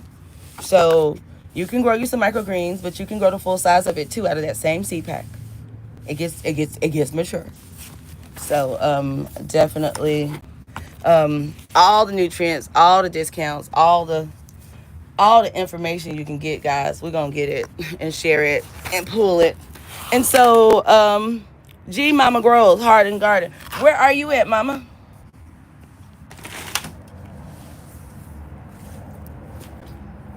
Okay, so do. Let's do another one of these. So again, for propagated marigolds, because like this part is all up in that mix and that's too much. Let's take one of the back ones. Let me do this better. Because y'all, I'm using this content to just edit out, to do my videos. I'm going to just throw it in the grabber, let it split it up and all. So we're going to take it right there. That is it. That's how it looks. We're going to remove this. Remove that. And because, you know, if you need nothing else in your garden, you need marigolds everywhere. This is great for both knot root nematodes, which is why I had them everywhere. But also for pest control, for pollinators and all. But again, if you don't have enough money, enough time, or enough know-how to grow from scratch, I'm going to show you how to propagate it every time. Or, you know, make extras. We don't have to reinvent the wheel, y'all, to grow food. Ooh, Zone 6A, Ohio. We're under snow right now. Is it still snowing in Atlanta, y'all? Jeez. Okay. Well, I actually got a tomato, y'all, that I'm trying to get a few people to try in the cold, hardier places. It's the Subarctic Plenty. It's from a Zone 2. It is the earliest maturing tomato. Well, I thought it was because it's 42 days from transplant, but come to find out, there's a one called a 42-day tomato. But that one's from Mexico. It does not taste as good. They'll tell you any of your early producing tomatoes, 9 times out of 10, if it's a short one, it's from a cold region because that's what they had to breed them for. They don't get the much time. Heirloom. No, I don't know what's going on with this, but it can hold down the degrees of that. Let me get this tomato right here before it gets any bigger and starts competing. Oh, y'all, it's more than one. I'm toxic. See now, for instance, these. I actually did these. I sprinkled these on the soil November 15th. Do you see the size of it? Why would you do that when you could just take a cutting of one of yours like this and get that many roots in 2 weeks, 2 or 3 weeks in a pot? November, let's just say November 15th versus December, let's say December 25th, right before Christmas, right on Christmas. And look at it. That's a new tomato plant that fast. And that tomato plant is already trying to put out flowers. Save yourself some time. Grow from some props sometimes. I have a seafood shop that's been giving me hard shells. They make them into meal. The hot check, yeah, for the root knot nematodes, definitely. Yeah, I even go to, so in Savannah, we got a place called Bobo's. And he does it for me and this other farmer, but he would do it for anybody, he said. He was like, all you have to do is bring a 5-gallon bucket. And whether you want crabs or shells or fixed guts or whatever, they'll give it to you. And they don't ask for anything back. I was like, I'll just bring out some veggies. And he's like, it's fine. We was going to throw it away anyway. Nice little Asian man. I was like, I appreciate you. Y'all also look into free mulching in your area, or of course you got chip drop. But the root knot nematodes for sure, with the crab shell for the crab meal, it's got the highest level of chitin readily available out of anything in this world. Even shrimp shells. But y'all, if you're gonna use those, make sure that they haven't been cooked because of the sodium. If it's steam is one thing, but like the sodium, if you're getting like a shrimp boil, don't do that. Don't do that. And people get mad when I say that, but I know a gentleman last month was using his Thanksgiving or his Christmas turkey and was like, hey, y'all, we're not just going to throw this away. We're going to take this turkey and all and put it in the ground for this. And I was like, I really don't think you should do that because, you know, you're from the tropical region and we like sodium and all. And that's the last thing you want in your soil. And so be mindful of where you get your information, basically, and also of what you take that works for you or applies for you. And that's what I always tell people, do your due diligence, please. It is so imperative. Okay. So yeah, but I have figured out from the day trading what I'm going to do next. So for you, are you in an area where you're willing to ship, or are these larger plants where you're going to have to pull up and deliver them to somebody? Look at that. That's a pretty soursop.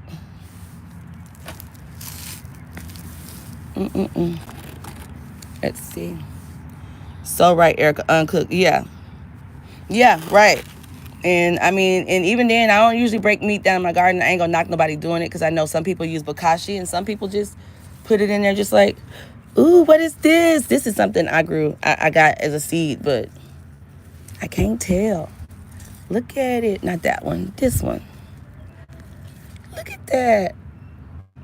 I don't know what it is, but he need more space to be great. Terminate. It's you can stay. Once we realize what you are or decide we don't want you there, you gotta go. It's that simple. That's all it is to it. Oh, look, there's more tomatoes. We gotta pull these tomatoes for sure because they're gonna, plus they're actually like nursery crops that if you're in doubt, also you wanna, I use bokashi composting. Okay, good. Where do you get your mix from? Yeah, y'all, but all of these, if you're in doubt, even at your house and you ain't got enough space to seed start, put all the tomatoes in one pot of that type, in one cup, not pot, but cup. And they'll sprout and you'll be fine. Okay, so, oh gosh. So where do you get your bokashi from? I've been reading up on it, but I haven't used it. K&F is my girl. Korean Natural Farming is how I do everything. Which is why I usually use a lot of amendments and all. So yeah, but geez, these soursop, this new batch. So what it is I be testing. Main reason I'm growing a soursop is the seeds they weren't old, but they were older than fresh, like about a month or two. And I just wanted to make sure before I sell them again that each one of them would come up. And so at this point, germination is germinating.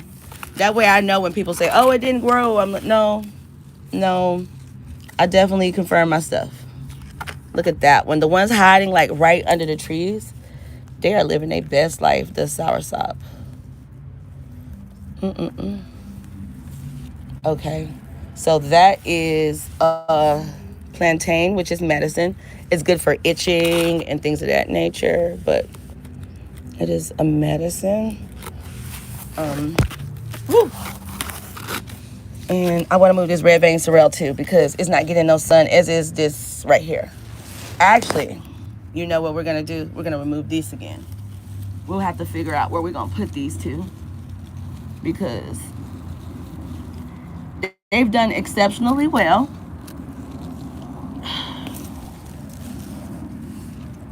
So that's one.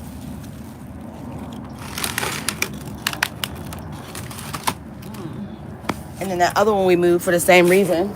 Because see, they started before the other things. Look at her acting all limp. Cut it out. But now they're like overshadowing so much. That looks better. Like I like the textures of everything though. So I let a lot stay. Okay. What is that? I don't know what that is. It looks like a seashell, but it's got a root. I don't know. He's coming up. Excuse me. Ooh, is this my red panda red vein sorrel? If it is, I'm gonna let it sit next to the other red vein sorrel. And yeah, and red vein sorrel, which is this, is also known as bloody dock. It's a really good, it's got a lemony taste to it. Really medicinal. Really medicinal. Oh. get it started. Mm. Oh no, I pulled up my kohlrabi. Let's put that back. Because see, look, it's really not even growing how it's supposed to. You see how the root is all struggling? It should be bigger than that for that. So let's fix that. K&F, fish cuts in the blender, brown. Looks scary under the microscope. So I haven't used it yet. How long did you let it sit? Wait, before you did it, so wait. You blended yours? Did you not let the fish sit for like 4 or 5 weeks? And what microscope you got? Because now I want to look. Oh, shoot. You know what that was? That was a soursop. That one I saw just that one part of, and I couldn't figure out what it was. It was a soursop. Just figured it out. Look at the other one. Brown sugar. Yeah, so the brown sugar. So with the K&F, you can do it like first thing in the morning. Like sweet potato time is when I do my most of them. But I got sweet potatoes right there because I was supposed to do it today. You want to use the brown sugar. Like push it down. Put the brown sugar on it. It's going to pull out all the nutrients of it. Basically, it's in my book. But basically, long story short, you're going to then strain that stuff after so long. Depending on if it's the egg one, if it's fish. Because like your egg one is for calcium. You got one for like foliar sprays, your fish, your sweet potato, all these things. And you're going to, some of them are foliar sprays and some of them are water in ones. Oh, I'm learning to identify the bacteria before I use it. That's fair. And so, but it's one of those ones that it gets stronger as it gets older. And so you might start off using a whole tablespoon, right? In about 5 or 6, and you'll keep going like that. But in about 4 or 5 months when you're using it, you might be down to like a teaspoon. Yeah, because it gets stronger and stronger, the concentration of the nutrients. And it's just one little bottle of it, and you just put a cap full in your water, and you water in, basically. But it has all the nutrients you want. That's how they do so much low impact growing and everything there. It's almost the same way as they do like the kimchi and all. A lot of stuff is fermented and the nutrients are pulled out of it. You can do that with like even your weed crops and all. Sometimes I pull all my, nothing with disease on it, but I pull like, and nothing like tomatoes or potatoes. I don't ever mess with their leaves. But like a lot of stuff I will pull just different nutrients, different benefits, put it all in there, let it go ahead and drain it out and use the solution that's left over. They have one like that for like vinegar and eggshells. Same thing for calcium, a quick calcium direct thing. They have one for fish, fertilizer, and they have another one that I use. I can't think of what it is right now. But yeah, K&F, also known as Jadam, Japanese something, whatever, agricultural, whatever. They're the same people. Not the same people, but the same principles overall. So yeah, the brown sugar does something to it. Y'all, these tomatoes have really showed they tail in that time, and they grew outside. That's the beauty. And let's be clear. It is a lie when they say that these hair are roots that start. That is a lie. It's not. Now, when it touches the soil, it will root, but it's more to it than just talking about this hair on the tomato. Just wanted you to know. I don't have the right technical terms for it right now, but it is what it is. Y'all look at it now. It's so much thinner. It looks good. Because like, see right here, I needed to clean that out because my cabbage wasn't getting any sun. And then some of its leaves at the bottom were a little raggedy. But let me show you what we're about to do. Because, you know, again, what am I? Toxic. I don't want to wait for more heads. So look, he's forming it. Wait. Are you cauliflower? Wait a minute. Hold on, we got to figure out what this is before I go and be toxic. Because he got something going on down there. Oh, yeah, it's a cabbage. You see it? You see how he's wrapping his leaves? I wanted to make me more than one cabbage from jump. Yeah.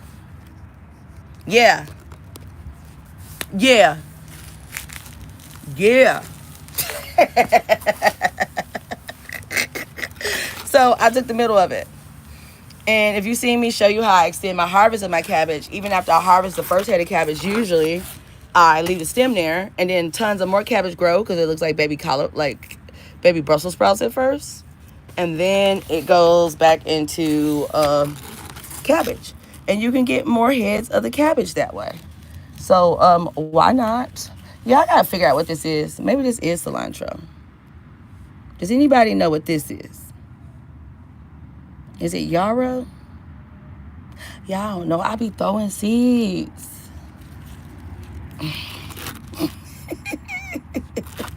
I really do. I really do. Look, and there's more tomatoes, but see, they weren't getting enough sun, so. Oh, shoot. That's a big one. Yeah, I don't care what nobody say. That stuff was crazy. I'm going to pile those up. And they'll go on the website, Creole tomatoes. And then see, look, still soursop back there walking. Look, you can grow a lot of stuff, even as a nursery, in your things. My projections this year for 7,000, my projections for my mass for what? 7,000 fruit trees and like plant starts and kits like that, because I'm going to do like a strawberry one and everything else like the bare roots. $177,000 is what Farm Service Agency estimated it at this year. Just like I said, D, he was estimated at $500 and something thousand. I mean, he did do 376 this year. In his one contract to the grocery store, he is going to get about 414,000. Y'all, it is food and growing. There is money in this. There are grants for this. And even if you missed the marketing specialty for crops assistance grant, ooh, I harvested you too early. Oh well. It's not too late for the food service, the organic certification and the free training application. I think it's through January 31st, somewhere around there. Don't quote me on it. I'm gonna just say the 26th to be safe, because I want to say it's one of the 30s. Yeah, you can use either. The bumps is where the roots come from. Isn't the blackstrap molasses more nutrient dense than this? So you can use either one, but it's not about the nutrient denseness. That's not what they use the blackstrap molasses for. I mean, the brown sugar for. The whole idea of the brown sugar is to pull the moisture and all the nutrients and everything that is water matter out of the plants. And so that is why you sprinkle it all over it. Now, don't get me wrong. Now, once I make my mixture, I do throw a cap of blackstrap molasses in it and make sure I stir it and all. But it's not part of the actual extraction process.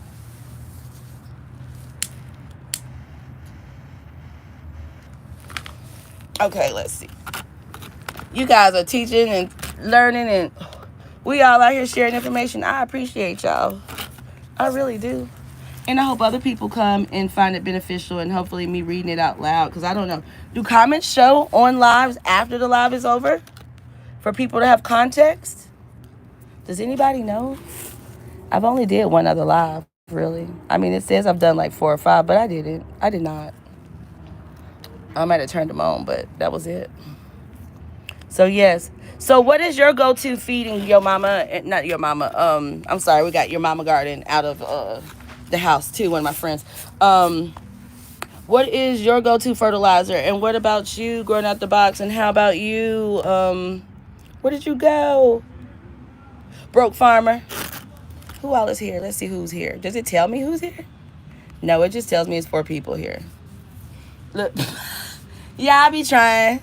I be trying. Okay. Let's get to this part right here. All right. Guys, we're almost done. But no, so one of the things, though, they were saying in the day trade, and I recommend this for everybody, is to read it or listen to it or something, was that in this season, every piece of content stands alone. Keith is the king of that, which is what my content used to stand on its own. I was just swamped. This last year has been crazy. But every piece of content stands on its own now. It's not about numbers and email the same way. The original people who were great in this were people who came from the .com game. They understood that original social media was like email marketing. It was about numbers and followers. And so they slid from the email straight into social media, and they got in early and they knew what to do. And numbers were that. But at this point, y'all, your numbers are vanity numbers. because it's not social media. It is interest media now. And so, for those reasons, you just want to consistently post, give a variety, teach, and share what you got, how you doing it, or whatever. But as long as you do that, you do allow people to get more familiar with you, understand you, and even if you want to be professional, then you show your character in like your story. Because like most of the time I'm goofing off, it's on Instagram in my story. You won't see most of that anywhere else. And the beauty of TikTok for the longest was they didn't save the video. So if you weren't in the live at that moment, you know, you missed it. You might have screenshot it if you was hating, but that's on you.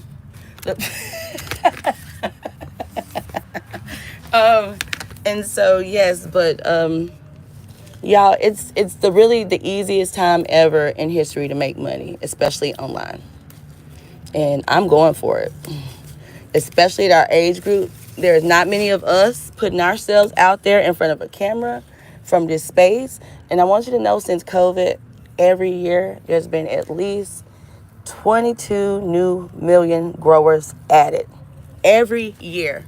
Gen Z's quote, an estimation in their surveys was over 70% of them plan to plant something this year.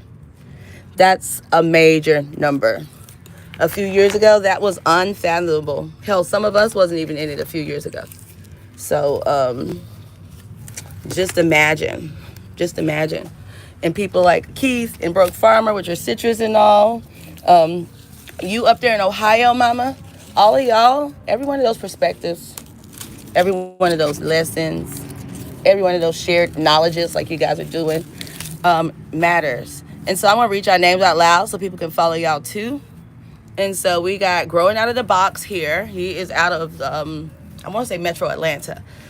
We got G Mama Grows Heart in the Garden. She is out of Zone 6B in Ohio. We have Broke Farmer. I want to say he's in Georgia too, based on what Keith said earlier about I left y'all in Georgia and moved on as well. So totally appreciate y'all being here. Elenia Moore was here earlier. Oh gosh, who else was here? See, that's a weed. And see, if you are a medicinal person or herbal person, 4 o'clock. Ooh, they got them lips. Hold on, y'all.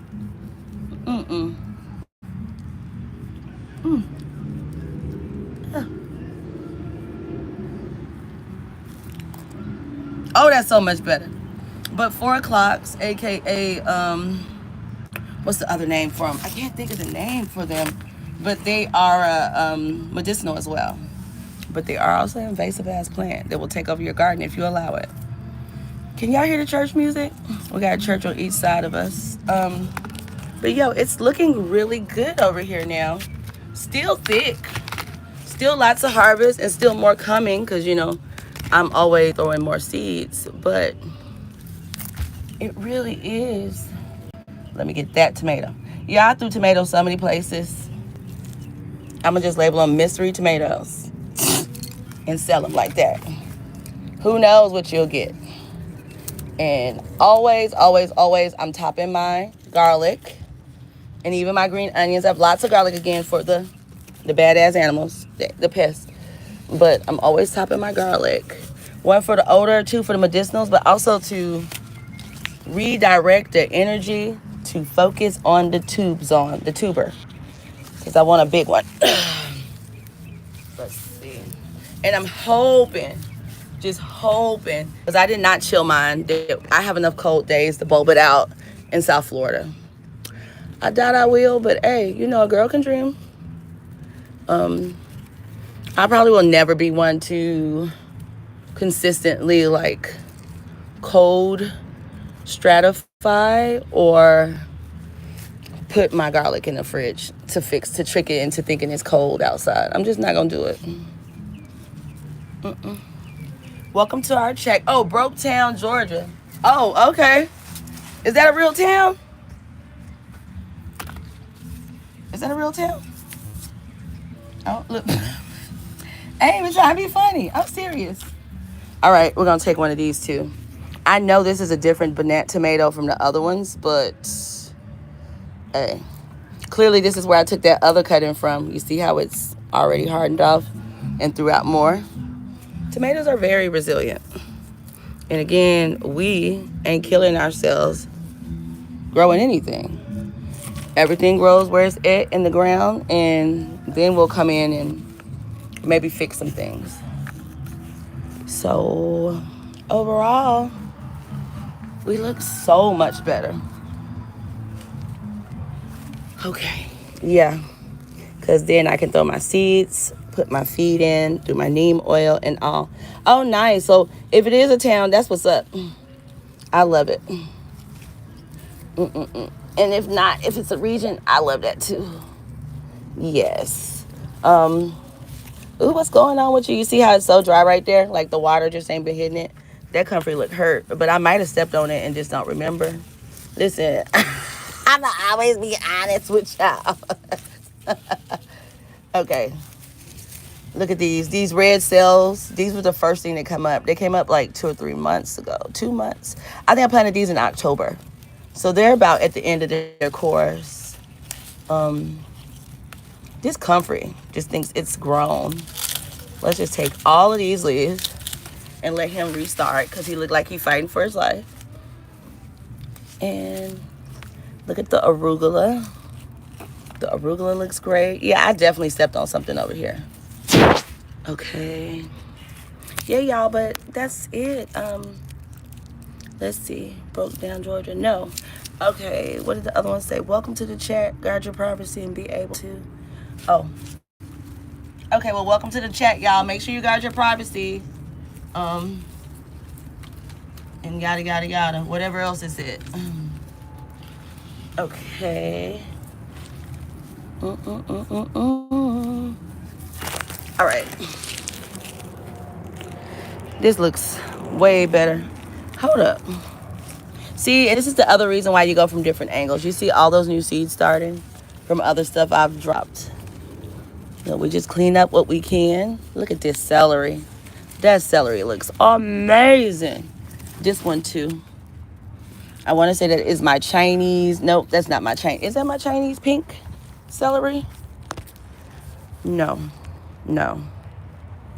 Let's see. Okay. We got Peruvian ginger. Like I said, tons of pineapples. Tons of Jamaican cherry plants. Which any day now we'll be back to fruiting. I just shipped out so many of these. Wait, is that a fruit? I swear I just saw a fruit. They fruit year round once they're established. But like I said, they're really good, but they're a tropical plant. So if you aren't in a warm area, because this one is a dwarf, you can bring it in your house. It'll grow in your house and it will fruit in your house. But if not, in the winter, put it in a pot and bring it in the house or move it or whatever. Because it's like a South Florida and South America fruit, I think. I think that's what it is. All right. I think all of that, yo. See, like this conglomerate. Oops. Anything I harvest like this, though, I eat. But we just want to, hold on. We just want to, in the name of airflow, make sure everything is doing its thing. And this is why they'll tell you, oh, you need to properly space. Look, if you don't have the space for that, that's okay. Do what you can, when you can, and how you can. One size growing does not work. It just doesn't. It just doesn't. At all. Let's see if we can force some new shoots off that lettuce, and I'm gonna eat that part. Let's see. Okay, I never topped my garlic. Interesting. So yeah, because it's to redirect the energy. And I always tell people, when in doubt, top some and leave some out, just so you can see. Like, prime example, look at that Cuban oregano. Maniac. So, boom. And And we got another prop right there. They smell so good, y'all. Oh my gosh, they smell so good. And I have like 4 types of Cuban oregano. I have different variegations. I'll show y'all in a minute. But, ooh, what are you?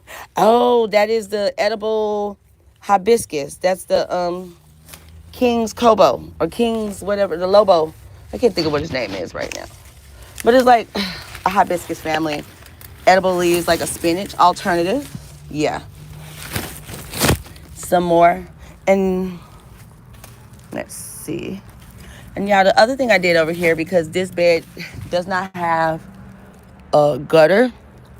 Notice how I strategically, once I learned that, because y'all, I messed up that first time, and then the rain hit right after and washed this all out. I couldn't figure out where those rocks was. Then it made sense. So this is like the pressure fall off point. Things that are now established do good there once I move them. But if I tried to plant there and then it rained, it would have been out of luck. But that pressure has actually helped me. So my things that are more dry, I have under the house. So unless it's raining sideways or I water it, those, like pineapples, my Jamaican cherry, my white sage, it doesn't need as much water. And so I keep them under here. When you have a limited space, think about all of that. When you have a lot of stuff you want to grow and the sun is moving, think about all of that. So say you still want to grow your celery and it's the height of summer is going on. Make sure you planted some like okra or something around it so that the celery gets the reprieve under the little okra forest, because it's not getting full sun. It's getting its butt catered to and shielded out, and then it will go all summer long. I've done that several times. Just tuck things in, but be prepared for how the sun moves as you do things. Let's see. Yeah. Oh my gosh, look at this comfrey. Let me just, you know what? Let's just take all the lettuce. They look horrible now anyway. Hold on. I just grabbed a whole bunch. But they do look bad. And that's soil real estate. Once you ain't doing what you need to do, I'm planting something else there. That's the other trick, y'all. You always be planting. And when I say planting, I'm fixing to show you what I mean. I mean, we are throwing seeds. But by pulling the weeds up, we've already disturbed the soil. And you can always do that to agitate, get the rest of the weeds. And that way, when I put my food down and then drop these seeds, everything will immediately germinate because it's going straight to the soil. There's nothing blocking it. If I tried to throw seeds before now, then half of them would end up somewhere else or on a leaf or washed off before I can even get to them. So 1 second, I'm finna go get my marigolds because I need tons of marigolds for this bed.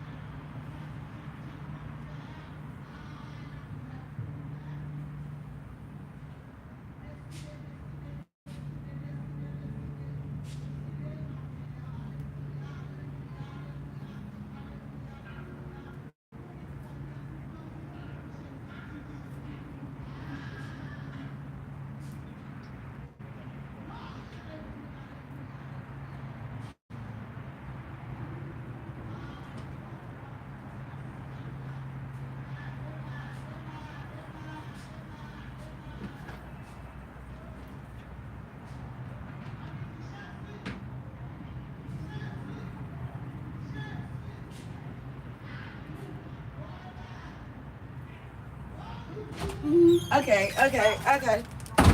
Dang, this looks so much better. Okay. So, look at this comfrey, y'all. Like I said, I just put this comfrey down. It looks so amazing. Okay, so I opted not to do my sunflowers. I opted instead for my hold on, my edible flour mix. And these are my personal ones, but here I got a label. My edible flour mix from Plant and Hill. And y'all, it says 15 seeds, but if you get under 50, so it's an edible mix of various flowers and medicinals. I have a beneficial bug one like that too, but this way I'll kind of know what's right there. And then I have my all for sunflower, which means it is a mix of like 20 different sunflowers from Plant and Hill. See? See all the different ones? Let's see. All the different types right there, including the mammoths and all, but also like the chocolates, all the pretty ones. All of the pretty ones. And let's sit this up right here so I can do those. Do. All right. So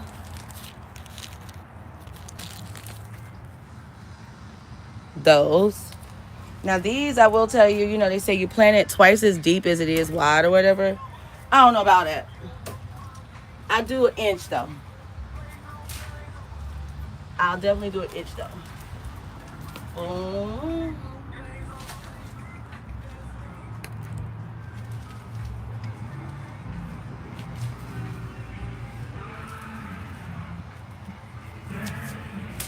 Listen, they were here jamming.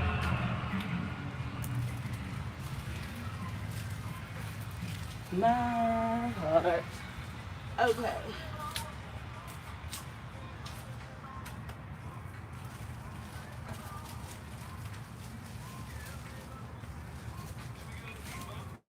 Okay. Ooh. Okay. Yeah, I did. I floated more close to the sun. I definitely did. But I needed to do this stuff. Alrighty. Put some sunflowers right here too. While I go back in and closely weed, because now this is intense. All right. Let's see what we're dealing with. I was over here earlier, but I gotta revisit some things. Because again, look, why am I so toxic to do this? Like, why would I do that? Why? Enjoy seeing something grow and consider our weather. See you later. Thank you for coming, Papa. Appreciate it. Yeah. I'm almost done. I gotta get back to seeds. Well, no, I'm not. Damn, I still got nursery stuff to do. In the end, I think I'll end this live though and start a new one. When I get over there. So that people won't be confused. Like, damn, she done beds. What's going on? Yeah. So, let's see. Y'all, it was nice talking to everybody today. I hope everybody is having a productive year. If you got any questions about business or advice, or you want to come to Growfluencers, it's growfluencer.com. For the info and the details of the meetup, it's growfluencer.com. GROW fluencer.com. We meet every Sunday.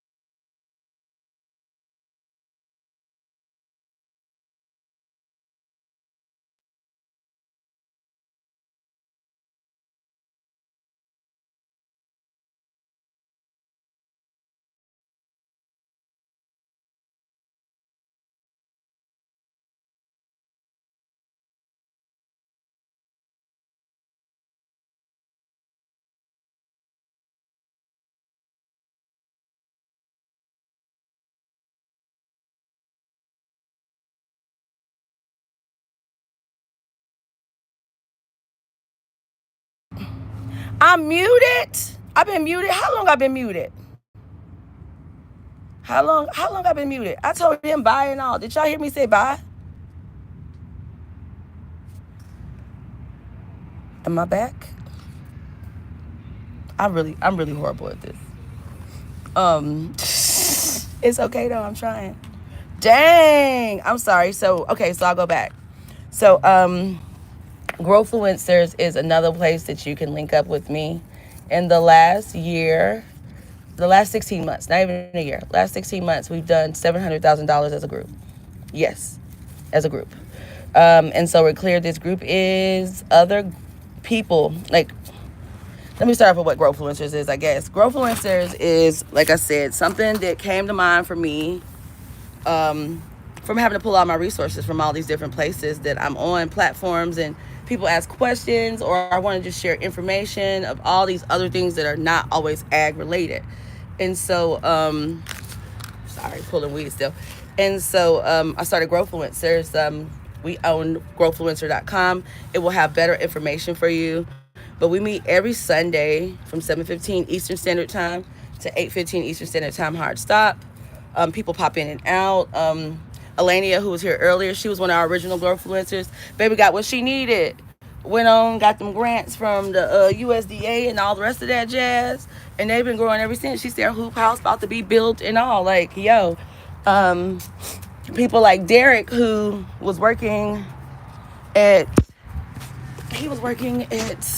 like Sam's Club. He was a butcher, and his wife was a teacher. And in this year alone, he stopped working. He retired her from working. They grow on borrowed lots across the city that people loan them for keeping them clean. Just for keeping them clean.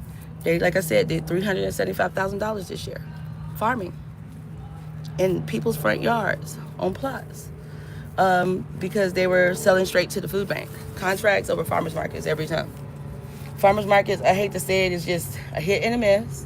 A whole lot of emotional labor. You don't know if the weather's going to be there.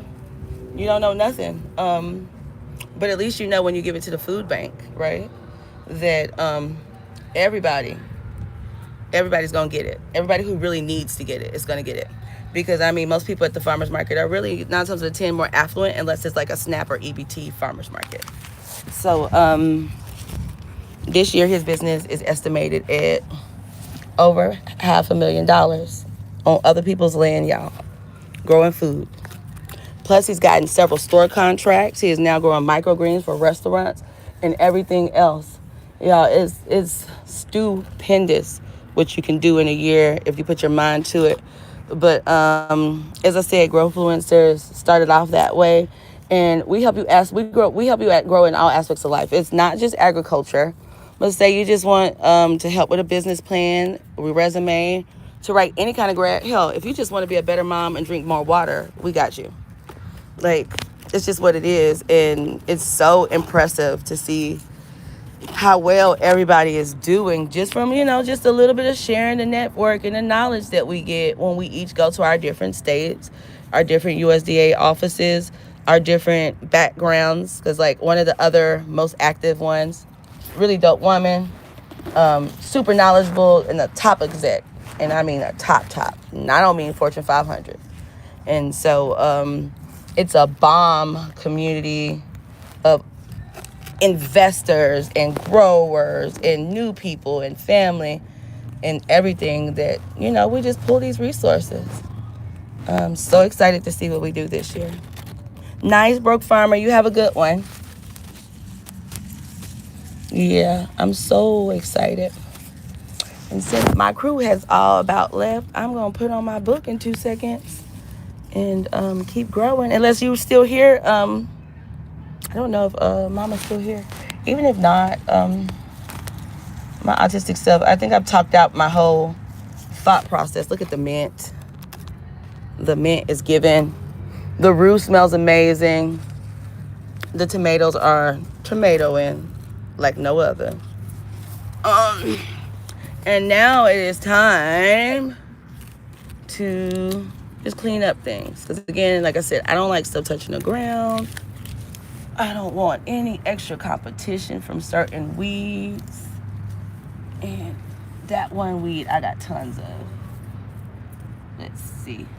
Dang, this mint has already walked far. Uh-oh, when did my camera leave? I don't know. But whatever. It is what it is. Beautiful day for beautiful work. Oh my gosh.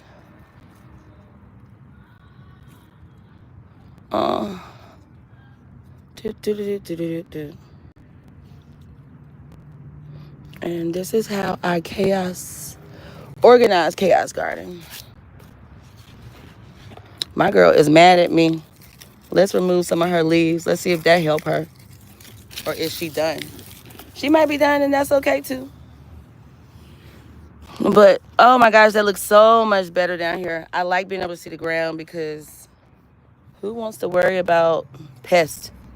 Let me grab those from that lettuce. And look, see, it's not many weeds left anymore.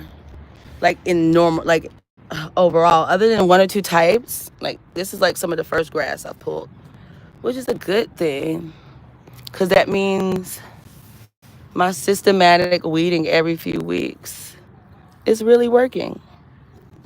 And that is what it's about.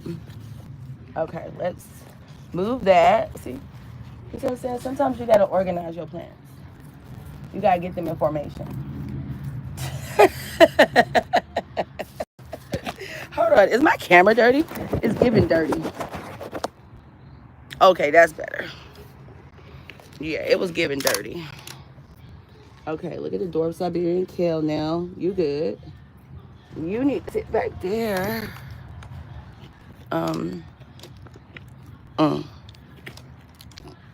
Take these comfrey leaves right here for nutrients to feed our plants in a little bit. And this is the stuff we gotta, this is the stuff we about to pot up. I don't want to talk about it because I still first have to water over here for all the stuff I just transplanted, repotted, or moved. But overall, I think we're in a nice little stopping point. Oh, no, wait. We got more soursop. Oh, Erica, you did that one wrong. You see how I yanked her roots off? That was horrible. I did it again. What am I doing wrong today? Okay. Let's move these. Because I need to get that one. Okay.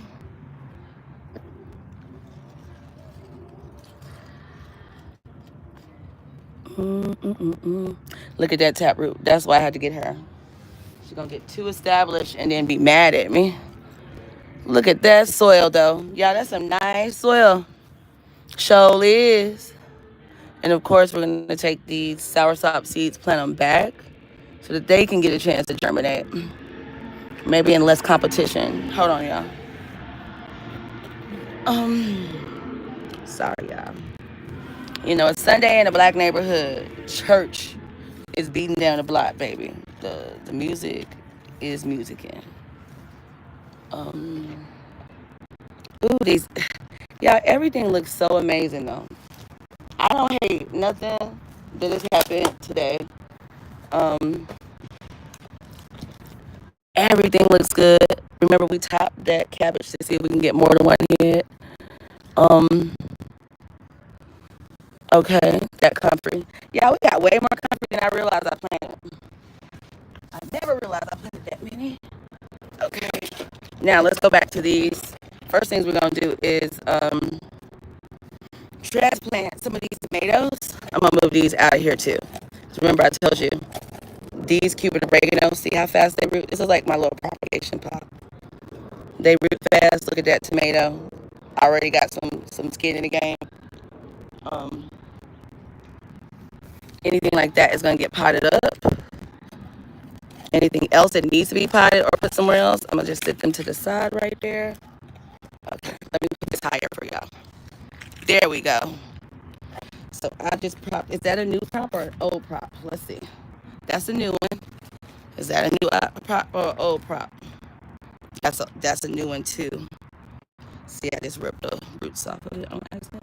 Is that a new purple? Oh, that's an old one. Look, she's trying to put out branch. Okay, y'all. And look at that one. It was below the ground, but still trying to do its thing. Clearly, I had more in here than I realized. And look, and of course a weed. All right. Oh, that's the pineapple. That's a Cuban oregano. All right, so let's get these tomatoes in here, and I'm gonna show you how I do this. So anytime I want to prop a tomato, like these now have been laying on the sidewalk all the time, hurt. So I'm gonna take those off too, because now it's limp. It was all rigid and stiff, but it's cool. I'm still gonna pot it up to there. You know what? I'm gonna end and do another one.